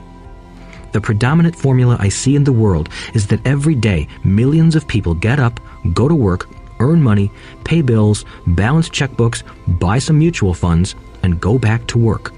That is the basic formula, or recipe. If you're tired of what you're doing, or you're not making enough, it's simply a case of changing the formula via which you make money. Years ago, when I was 26, I took a weekend class called How to Buy Real Estate Foreclosures. I learned a formula. The next trick was to have the discipline to actually put into action what I had learned. That is where most people stop. For 3 years, while working for Xerox, I spent my spare time learning to master the art of buying foreclosures. I've made several $1 million using that formula. So after I mastered that formula, I went in search of other formulas. For many of the classes, I did not directly use the information I learned, but I always learned something new. I have attended classes designed for derivative traders, commodity option traders, and chaologists. I was way out of my league, being in a room full of people with doctorates in nuclear physics and space science. Yet, I learned a lot that made my stock and real estate investing more meaningful and lucrative. Most junior colleges and community colleges have classes on financial planning and buying traditional investments. They are good places to start, but I always search for a faster formula. That is why, on a fairly regular basis, I make more in a day than many people will make in their lifetime. Another side note, in today's fast-changing world, it's not so much what you know anymore that counts, because often what you know is old. It is how fast you learn. That skill is priceless. It's priceless in finding faster formulas, recipes, if you will, for making dough. Working hard for money is an old formula born in the day of cavemen. 5. Pay yourself first. The power of self-discipline. If you cannot get control of yourself, do not try to get rich. It makes no sense to invest, make money, and blow it. It is the lack of self-discipline that causes most lottery winners to go broke soon after winning millions. It is the lack of self-discipline that causes people who get a raise to immediately go out and buy a new car or take a cruise. It is difficult to say which of the 10 steps is the most important, but of all of the steps, this step is probably the most difficult to master if it is not already a part of your makeup. I would venture to say that personal self-discipline is the number one delineating factor between the rich, the poor, and the middle class. Simply put, people who have low self-esteem and low tolerance for financial pressure can never be rich. As I have said, a lesson learned from my rich dad was that the world will push you around. The world pushes people around, not because other people are bullies, but because the individual lacks internal control and discipline. People who lack internal fortitude often become victims of those who have self-discipline. In the entrepreneur classes I teach, I constantly remind people to not focus on their product, service, or widget, but to focus on developing management skills. The 3 most important management skills necessary to start your own business are management of 1. Cash flow, 2. People, 3. Personal time. I would say the skills to manage these 3 apply to anything, not just entrepreneurs. The 3 matter in the way you live your life as an individual or as part of a family, a business, a charitable organization, a city, or a nation. Each of these skills is enhanced by the mastery of self-discipline. I do not take the saying, "pay yourself first," lightly. The statement, "pay yourself first," comes from George Clayton's book, The Richest Man in Babylon. Millions of copies have been sold. But while millions of people freely repeat that powerful statement, few follow the advice. As I said, financial literacy allows one to read numbers, and numbers tell the story. By looking at a person's income statement and balance sheet, I can readily see if people who spout the words, "pay yourself first," actually practice what they preach. In reality, each month, many allocate money to their asset column before they pay their monthly expenses. Although millions of people have read Clayton's book and understand the words, "pay yourself first," in reality, they pay themselves last. Now, I can hear the howls from those of you who sincerely believe in paying your bills first, and I can hear all the responsible people who pay their bills on time. I am not saying be irresponsible and not pay your bills. All I am saying is do what the book says, which is pay yourself first. If you can truly begin to understand the power of cash flow, you will soon realize why 90% of people work hard all their lives and need government support like Social Security when they are no longer able to work. Kim and I have had many bookkeepers, accountants, and bankers who have had a major problem with this way of looking at pay yourself first. The reason is that these financial professionals actually do what the masses do. They pay themselves last. There have been times in my life when, for whatever reason, cash flow was far less than my bills. I still paid myself first. My accountant and bookkeeper screamed in panic. "They're going to come after you. The IRS is going to put you in jail. You're going to ruin your credit rating. They'll cut off the electricity." I still paid myself first. Why, you ask? Because that's what the story, The Richest Man in Babylon, was all about. The power of self-discipline and the power of internal fortitude. As my rich dad taught me the first month I worked for him, most people allow the world to push them around. A bill collector calls and you pay or else. A sales clerk says, "Oh, just put it on your charge card." Your real estate agent tells you, "Go ahead. The government allows you a tax deduction on your home." That is what the book is really about. Having the guts to go against the tide and get rich. You may not be weak, but when it comes to money, many people get wimpy. I am not saying be irresponsible. The reason I don't have high credit card debt and doodad debt is because I pay myself first. The reason I minimize my income is because I don't want to pay it to the government. That is why my income comes from my asset column through a Nevada corporation. If I work for money, the government takes it. Although I pay my bills last, I am financially astute enough to not get into a tough financial situation. I don't like consumer debt. I actually have liabilities that are higher than 99% of the population, but I don't pay for them. Other people pay for my liabilities. They're called tenants. So rule number 1 in paying yourself first is don't get into debt in the first place. Although I pay my bills last, I set it up to have only small, unimportant bills that are due. When I occasionally come up short, I still pay myself first. I let the creditors and even the government scream. I like it when they get tough. Why? Because those guys do me a favor. They inspire me to go out and create more money. So I pay myself first, invest the money, and let the creditors yell. I generally pay them right away anyway. Kim and I have excellent credit. We just don't cave into pressure and spend our savings or liquidate stocks to pay for consumer debt. That is not too financially intelligent. To successfully pay yourself first, keep the following in mind. 1. Don't get into large debt positions that you have to pay for. Keep your expenses low. Build up assets first, then buy the big house or nice car. Being stuck in the rat race is not intelligent. 2. When you come up short, let the pressure build and don't dip into your savings or investments. Use the pressure to inspire your financial genius to come up with new ways of making more money and then pay your bills. You will have increased your ability to make more money as well as your financial intelligence. So many times I have gotten into financial hot water and used my brain to create more income while staunchly defending the assets in my asset column. My bookkeeper has screamed and dived for cover, but I was like a good soldier defending the fort assets. Poor people have poor habits. A common bad habit is innocently called dipping into savings. The rich know that savings are only used to create more money, not to pay bills. I know that sounds tough, but as I said, if you're not tough inside, the world will always push you around anyway. If you do not like financial pressure, then find a formula that works for you. A good one is to cut expenses, put your money in the bank, pay more than your fair share of income tax, buy safe mutual funds, and take the vow of the average. But this violates the pay yourself first rule. This rule does not encourage self-sacrifice or financial abstinence. It doesn't mean pay yourself first and starve. Life was meant to be enjoyed. If you call on your financial genius, you can have all the goodies of life, get rich, and pay bills. And that is financial intelligence. 6. Pay your brokers well. The power of good advice. Sometimes I see people posting a sign in front of their house that says, "For sale by owner." Or I see people on TV claiming to be discount brokers. My rich dad taught me to take the opposite approach.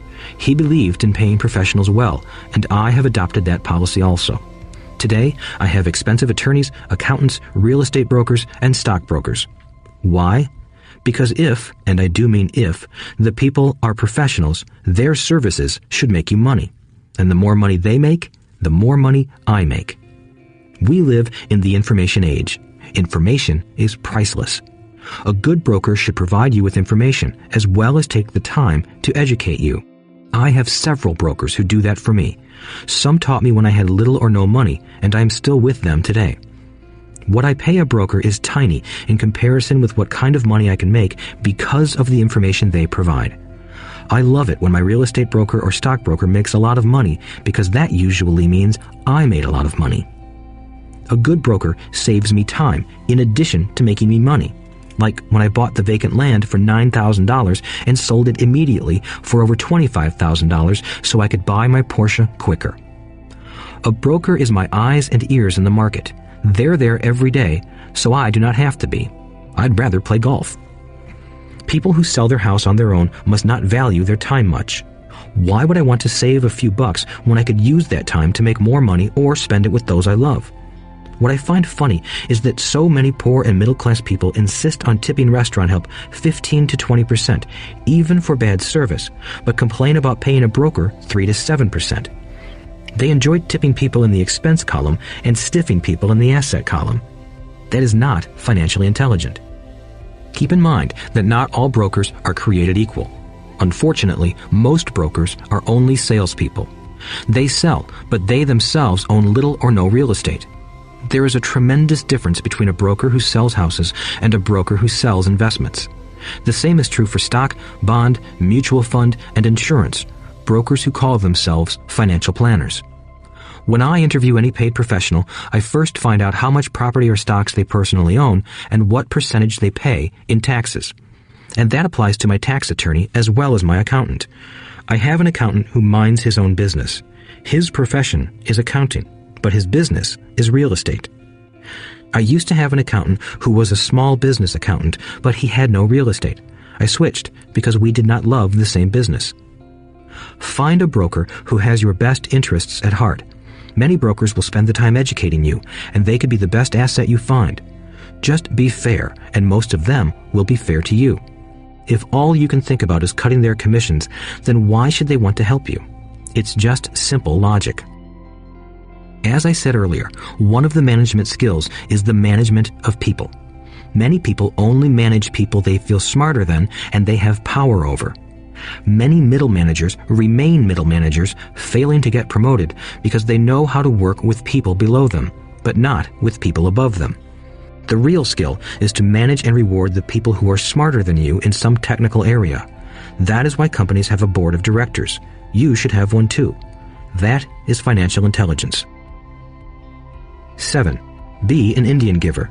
The power of getting something for nothing. When the first European settlers came to America, they were taken aback by a cultural practice some American Indians had. For example, if a settler was cold, the Indian would give the person a blanket. Mistaking it for a gift, the settler was often offended when the Indian asked for it back. The Indians also got upset when they realized that settlers did not want to give it back. That is where the term Indian giver came from, a simple cultural misunderstanding. In the world of the asset column, being an Indian giver is vital to wealth. The sophisticated investor's first question is, how fast do I get my money back? They also want to know what they get for free, also called a piece of the action. That is why the ROI, or return on investment, is so important. For example, I found a small condominium that was in foreclosure a few blocks from where I lived. The bank wanted $60,000 and I submitted a bid for $50,000, which they took simply because, along with my bid, was a cashier's check for $50,000. They realized I was serious. Most investors would say, "Aren't you tying up a lot of cash? Would it not be better to get a loan on it?" The answer is, not in this case. My investment company uses this condominium as a vacation rental in the winter months when the snowbirds come to Arizona. It rents for $2,500 a month for 4 months out of the year. For rental during the off-season, it rents for only $1,000 a month. I had my money back in about 3 years. Now I own this asset, which pumps money out for me, month in and month out. The same is done with stocks. Frequently, my broker calls and recommends I move a sizable amount of money into the stock of a company that he feels is just about to make a move that will add value to the stock, like announcing a new product. I will move my money in for a week to a month while the stock moves up. Then I pull my initial dollar amount out and stop worrying about the fluctuations of the market because my initial money is back and ready to work on another asset. So my money goes in, and then it comes out, and I own an asset that was technically free. True, I have lost money on many occasions, but I only play with money I can afford to lose. I would say, on an average 10 investments, I hit home runs on 2 or 3, while 5 or 6 do nothing, and I lose on 2 or 3. But I limit my losses to only the money I have in at that time. People who hate risk put their money in the bank. In the long run, safe savings are better than no savings. But it takes a long time to get your money back, and, in most instances, you don't get anything for free with it. On every one of my investments, there must be an upside, something for free, like a condominium, a mini storage, a piece of free land, a house, stock shares, or an office building. And there must be limited risk, or a low-risk idea. There are books devoted entirely to this subject, so I will not talk about it here. Ray Kroc of McDonald's fame sold hamburger franchises, not because he loved hamburgers, but because he wanted the real estate under the franchise for free. So wise investors must look at more than ROI. They look at the assets they get for free once they get their money back. That is financial intelligence. 8. Use assets to buy luxuries. The power of focus. A friend's child has been developing a nasty habit of burning a hole in his pocket. Just 16, he wanted his own car. The excuse? All his friends' parents gave their kids cars. The child wanted to go into his savings and use it for a down payment. That was when his father called me and then came to see me. "Do you think I should let him do it, or should I just buy him a car?" I answered, "It might relieve the pressure in the short term, but what have you taught him in the long term? Can you use this desire to own a car and inspire your son to learn something?" Suddenly, the lights went on, and he hurried home. 2 months later, I ran into my friend again. "Does your son have his new car?" I asked. "No, he doesn't, but I gave him $3,000 for the car. I told him to use my money instead of his college money." "Well, that's generous of you," I said. "Not really. The money came with a hitch." "So what was the hitch?" I asked. "Well, first we played your cash flow game. We then had a long discussion about the wise use of money.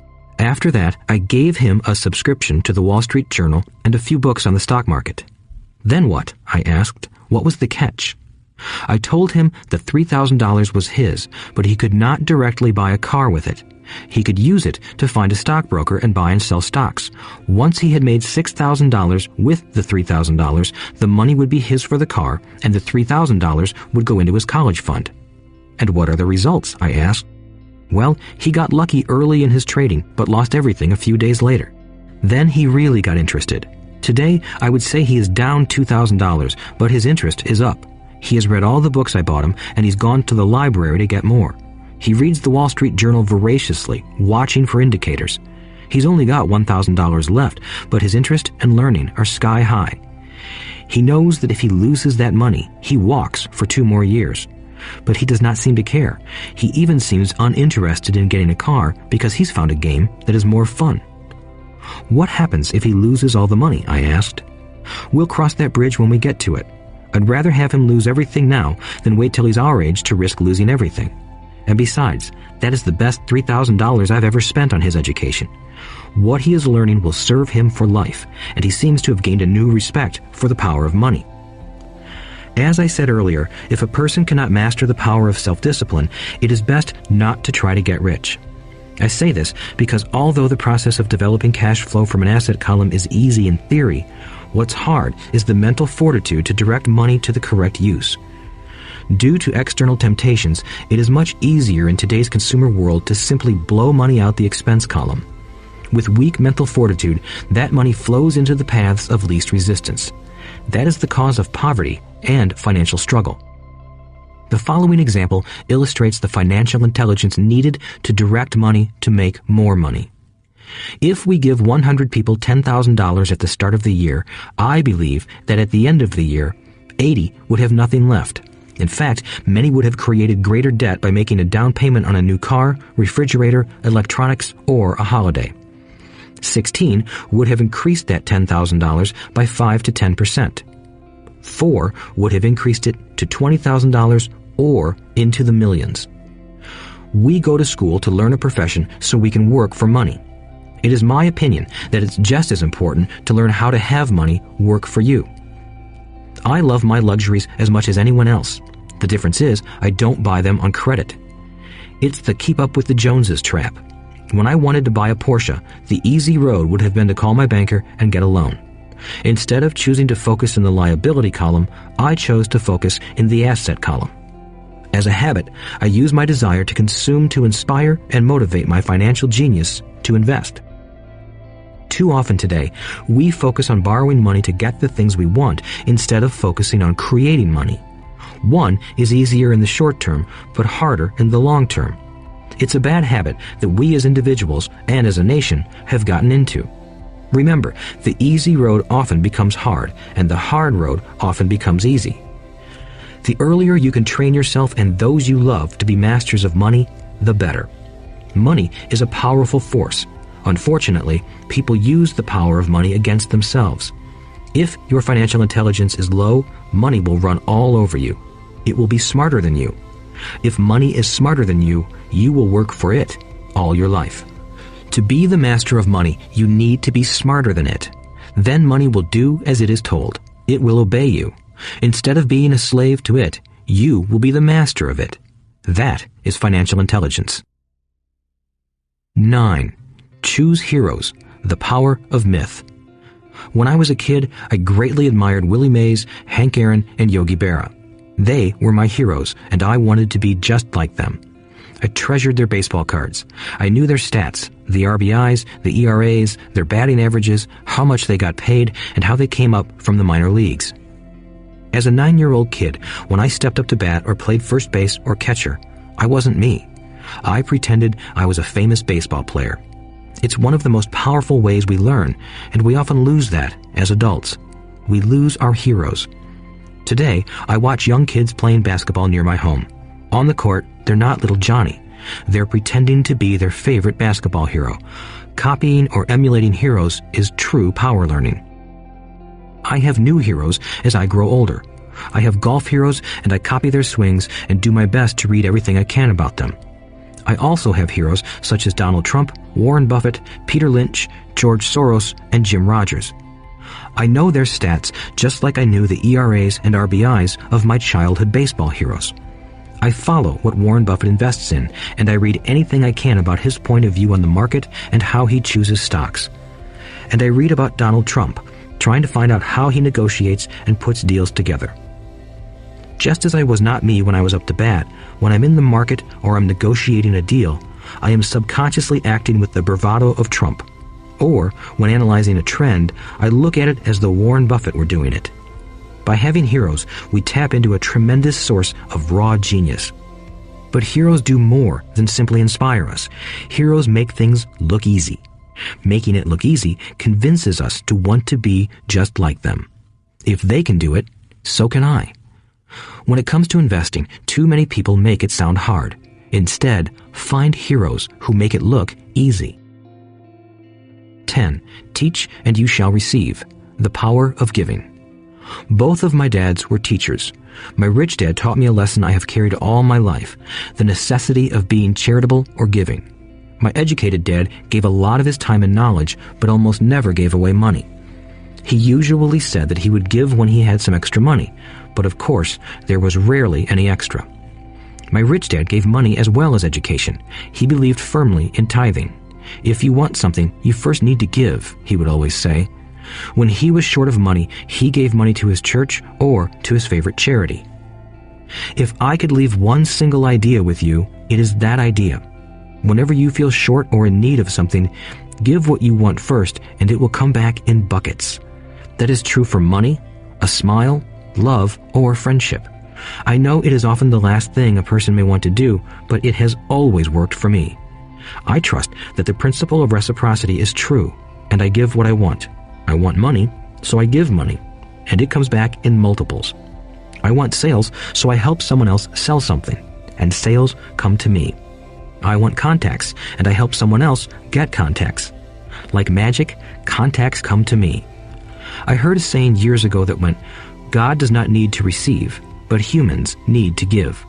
My rich dad would often say, poor people are more greedy than rich people. He would explain that if a person was rich, that person was providing something that other people wanted. In my life, whenever I have felt needy or short of money or short of help, I simply went out or found in my heart what I wanted and decided to give it first. And when I gave, it always came back. It reminds me of the story of the guy sitting with firewood in his arms on a cold, freezing night. He is yelling at the pot-bellied stove, "When you give me some heat, then I'll put some wood in you." And when it comes to money, love, happiness, sales, and contacts, all one needs to remember is to give first. Often, just the process of thinking of what I want and how I could give that to someone else breaks free a torrent of bounty. Whenever I feel that people aren't smiling at me, I simply begin smiling and saying hello. Like magic, the next thing I know, I'm surrounded by smiling people. It is true that your world is only a mirror of you. So that's why I say, teach and you shall receive. I have found that the more I teach those who want to learn, the more I learn. If you want to learn about money, teach it to someone else. A torrent of new ideas and finer distinctions will come in. There are times when I have given and nothing has come back, or what I have received is not what I wanted. But upon closer inspection and soul-searching, I was often giving to receive in those instances instead of giving for the joy that giving itself brings. My dad taught teachers, and he became a master teacher. My rich dad always taught young people his way of doing business. In retrospect, it was their generosity with what they knew that made them smarter. There are powers in this world that are much smarter than we are. You can get there on your own, but it's easier with the help of the powers that be. You only need to be generous with what you have. Chapter 9. Still want more? Here are some to-dos. Many people may not be satisfied with my 10 steps. They see them more as philosophies than actions. I think understanding the philosophy is just as important as the action. There are many people who want to do instead of think, and then there are people who think but do not do. I would say that I am both. I love new ideas, and I love action. So for those who want a to-do list on how to get started, I will share with you some of the things I do in abbreviated form. Stop doing what you're doing. In other words, take a break and assess what is working and what is not working. The definition of insanity is doing the same thing over and over and expecting a different result. Stop doing what is not working and look for something new. Look for new ideas. For new investing ideas, I go to bookstores and search for books on different and unique subjects. I call them formulas. I buy how-to books on formulas I know nothing about. For example, in the bookstore I found the book The 16% Solution by Joel Moskowitz. I bought the book and read it, and the next Thursday I did exactly as the book said. Most people do not take action, or they let someone talk them out of whatever new formula they are studying. My neighbor told me why 16% would not work. I did not listen to him because he's never done it. Find someone who has done what you want to do. Take them to lunch and ask them for tips and tricks of the trade.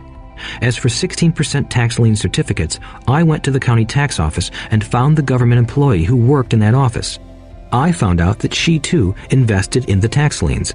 Immediately, I invited her to lunch. She was thrilled to tell me everything she knew and how to do it. After lunch, she spent all afternoon showing me everything. By the next day, I found 2 great properties with her help that have been accruing interest at 16% ever since. It took a day to read the book, a day to take action, an hour for lunch, and a day to acquire 2 great deals. Take classes, read, and attend seminars. I search newspapers and the internet for new and interesting classes, many of which are free or inexpensive. I also attend and pay for expensive seminars on what I want to learn. I am wealthy and free from needing a job simply because of the courses I took. I have friends who did not take those classes who told me I was wasting my money, and yet they're still at the same job. Make lots of offers. When I want a piece of real estate, I look at many properties and generally write an offer. If you don't know what the right offer is, neither do I. That is the job of the real estate agent. They make the offers. I do as little work as possible. A friend wanted me to show her how to buy apartment houses. So one Saturday, she, her agent, and I went and looked at 6 apartment houses. 4 were dogs, but 2 were good. I said to write offers on all 6, offering half of what the owners asked for. She and the agent nearly had heart attacks. They thought it was rude and would offend the sellers, but I really don't think the agent wanted to work that hard. So they did nothing and went on looking for a better deal. No offers were ever made, and that person is still looking for the right deal at the right price. Well, you don't know what the right price is until you have a second party who wants to deal. Most sellers ask too much. It is rare that a seller asks a price that is less than something is worth. Moral of the story: make offers. People who are not investors have no idea what it feels like to try to sell something. I have had a piece of real estate that I wanted to sell for months. I would have welcomed any offer. They could have offered me 10 pigs and I would have been happy. Not at the offer, but just because someone was interested. I would have countered, maybe for a pig farm in exchange. But that's how the game works. The game of buying and selling is fun. Keep that in mind. It's fun and only a game. Make offers. Someone might say yes. I always make offers with escape clauses. In real estate, I make an offer with language that details subject to contingencies, such as the approval of a business partner. Never specify who the business partner is. Most people don't know that my partner is my cat. If they accept the offer, and I don't want the deal, I call home and speak to my cat. I make this ridiculous statement to illustrate how absurdly easy and simple the game is. So many people make things too difficult and take it too seriously. Finding a good deal, the right business, the right people, the right investors, or whatever is just like dating. You must go to the market and talk to a lot of people, make a lot of offers, counter-offers, negotiate, reject, and accept. I know single people who sit at home and wait for the phone to ring, but it's better to go to the market, even if it's only the supermarket. Search, offer, reject, negotiate, and accept are all parts of the process of almost everything in life. Jog, walk, or drive a certain area once a month for 10 minutes.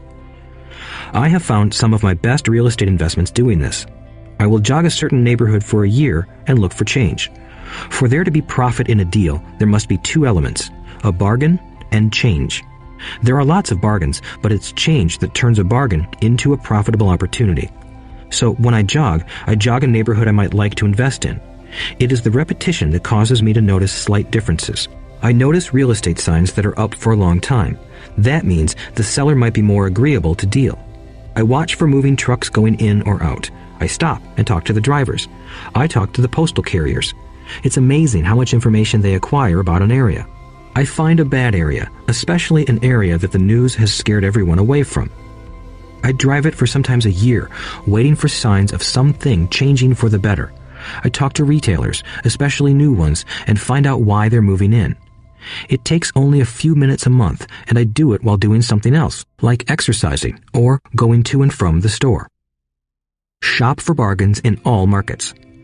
Consumers will always be poor. When the supermarket has a sale, say on toilet paper, the consumer runs in and stocks up. But when the housing or stock market has a sale, most often called a crash or correction, the same consumer often runs away from it. When the supermarket raises its prices, the consumer shops somewhere else.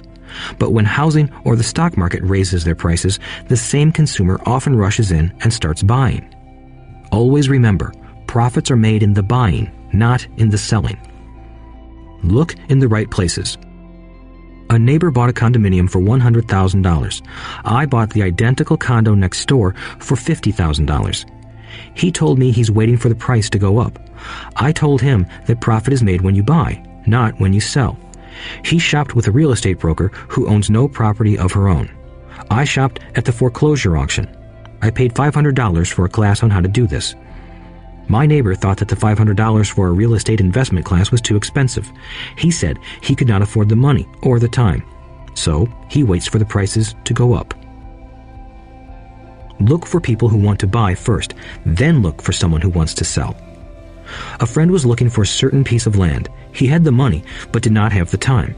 I found a large piece of land, larger than what my friend wanted to buy, tied it up with an option, called my friend, and he said he wanted a piece of it. So I sold the piece to him and then bought the land.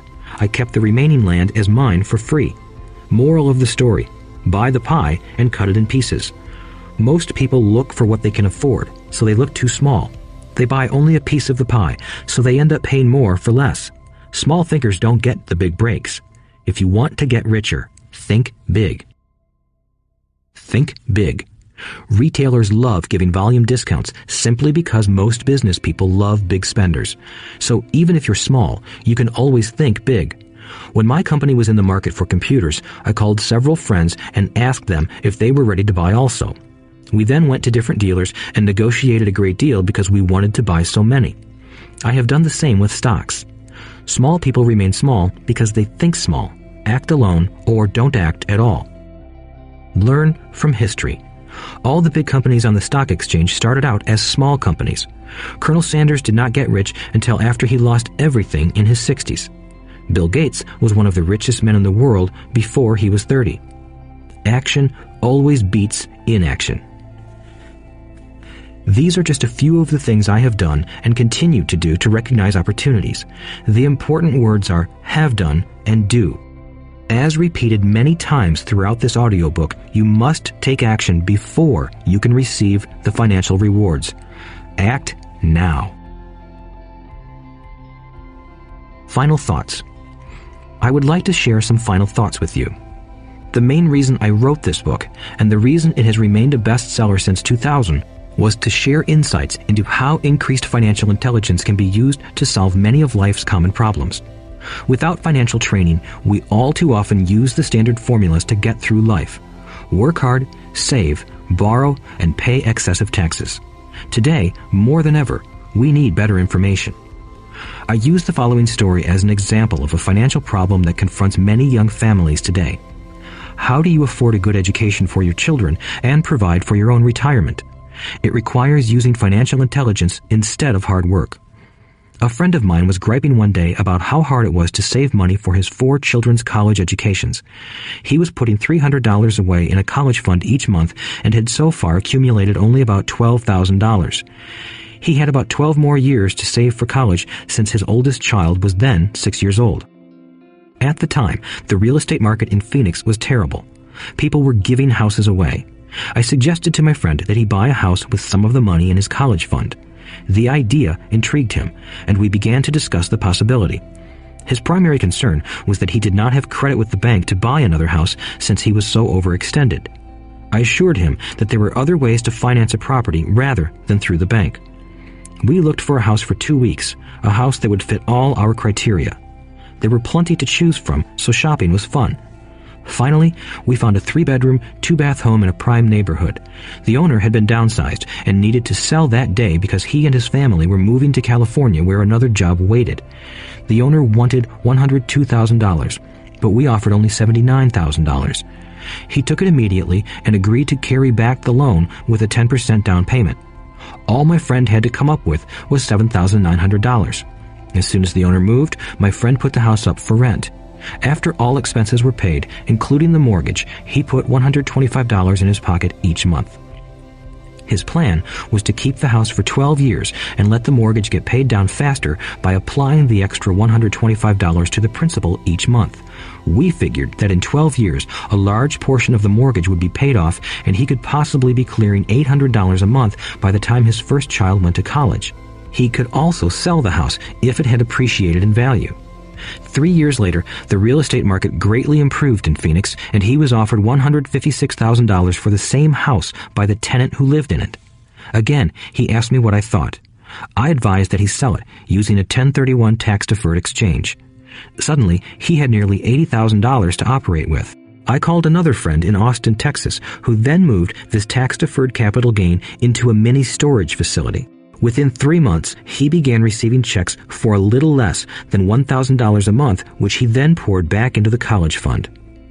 A couple of years later, the mini warehouse sold, and he received a check for nearly $330,000 as proceeds from the sale. He rolled those funds into a new project that would now generate over $3,000 a month in income, again going into the college fund. He is now very confident that his goal will be met easily.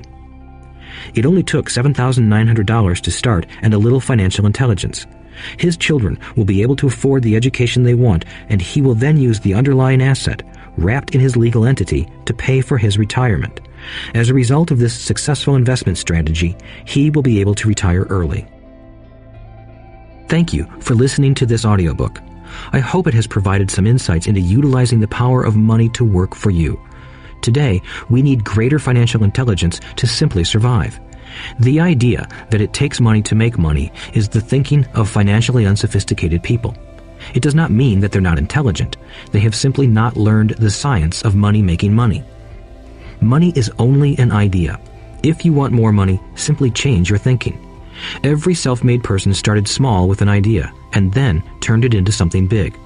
The same applies to investing. It takes only a few dollars to start and grow it into something big. I meet so many people who spend their lives chasing the big deal or trying to amass a lot of money to get into a big deal. But to me, that is foolish. Too often, I have seen unsophisticated investors put their large nest egg into one deal and lose most of it rapidly. They may have been good workers, but they were not good investors. Education and wisdom about money are important. Start early. Buy a book. Go to a seminar. Practice. Start small. I turned $5,000 cash into a $1 million asset, producing $5,000 a month cash flow in less than 6 years. But I started learning as a kid. I encourage you to learn because it's not that hard. In fact, it's pretty easy once you get the hang of it. I think I have made my message clear. It's what is in your head that determines what is in your hands. Money is only an idea. There is a great book called Think and Grow Rich. The title is not Work Hard and Grow Rich. Learn to have money work hard for you, and your life will be easier and happier. Today, don't play it safe. Play it smart. The 3 incomes.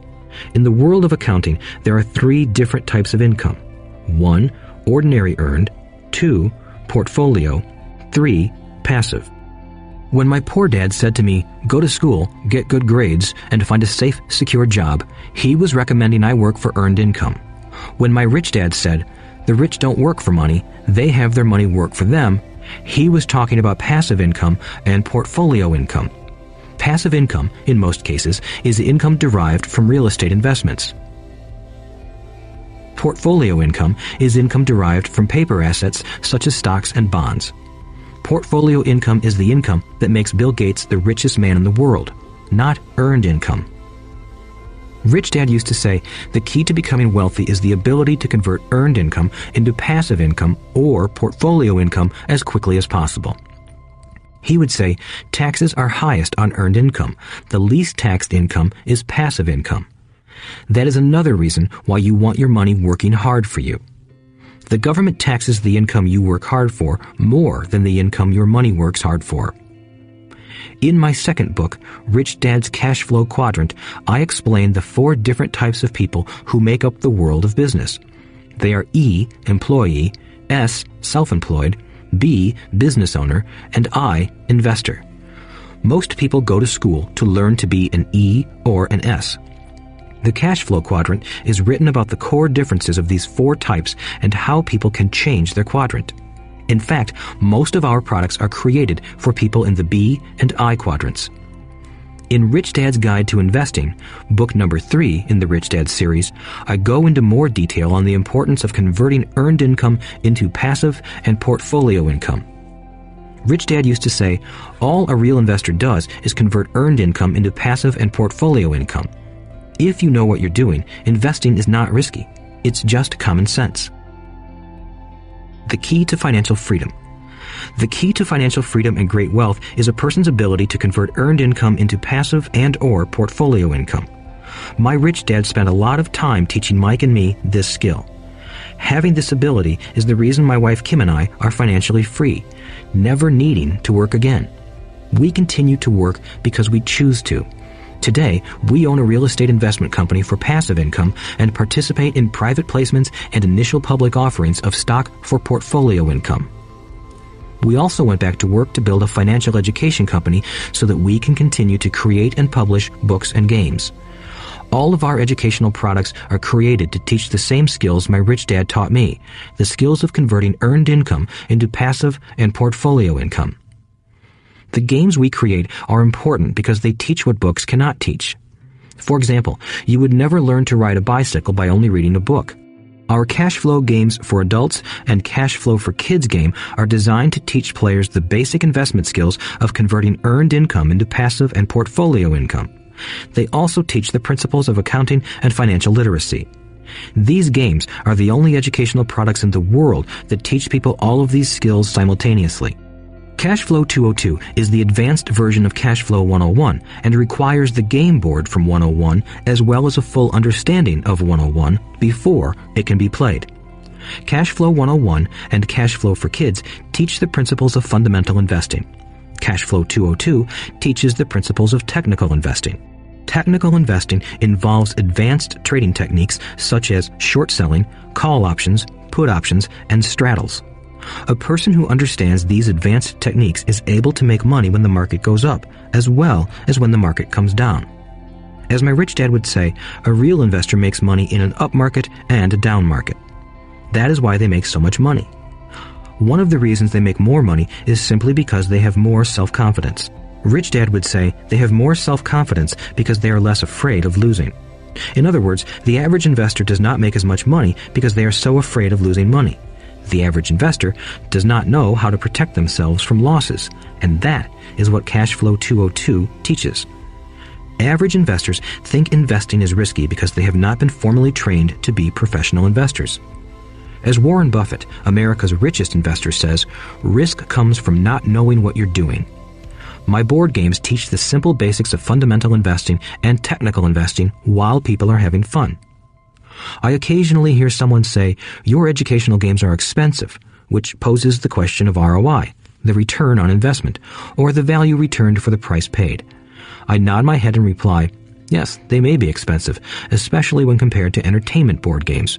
But my games are not as expensive as a college education, working hard all your life for earned income, paying excessive taxes, and then living in terror of losing all of your money in the investment markets. When someone walks away mumbling about the price, I can hear my rich dad saying, if you want to be rich, you must know what kind of income to work hard for, how to keep it, and how to protect it from loss. That is the key to great wealth. Rich Dad would also say, if you do not understand the differences in those three incomes and do not learn the skills on how to acquire and protect those incomes, you will probably spend your life earning less than you could and working harder than you should. My poor dad thought a good education, a good job, and years of hard work were all you needed to be successful. My rich dad also thought a good education was important. But to him, it was also important that Mike and I know the differences in the three incomes and what kind of income to work hard for. To him, that was basic financial education. Knowing the differences in the three incomes and learning the investment skills of how to acquire the different incomes is basic education for anyone who strives to acquire great wealth and achieve financial freedom, a special kind of freedom that only a few will ever know. As Rich Dad states in lesson number 1, the rich do not work for money. They know how to have money work hard for them. Rich Dad said, earned income is money you work for, and passive and portfolio income is money working for you. Knowing that little difference has been significant in my life. Or, as Robert Frost ends his poem, and that has made all the difference. Take action. All of you were given two great gifts, your mind and your time. It is up to you to do what you please with both. With each dollar bill that enters your hand, you and only you have the power to determine your destiny. Spend it foolishly, and you choose to be poor. Spend it on liabilities, and you join the middle class. Invest it in your mind and learn how to acquire assets, and you will be choosing wealth as your goal and your future. The choice is yours, and only yours. Every day, with every dollar, you decide to be rich, poor, or middle class. Choose to share this knowledge with your children, and you choose to prepare them for the world that awaits. No one else will. You and your children's future will be determined by choices you make today, not tomorrow. I wish you great wealth and much happiness with this fabulous gift called life. Robert Kiyosaki.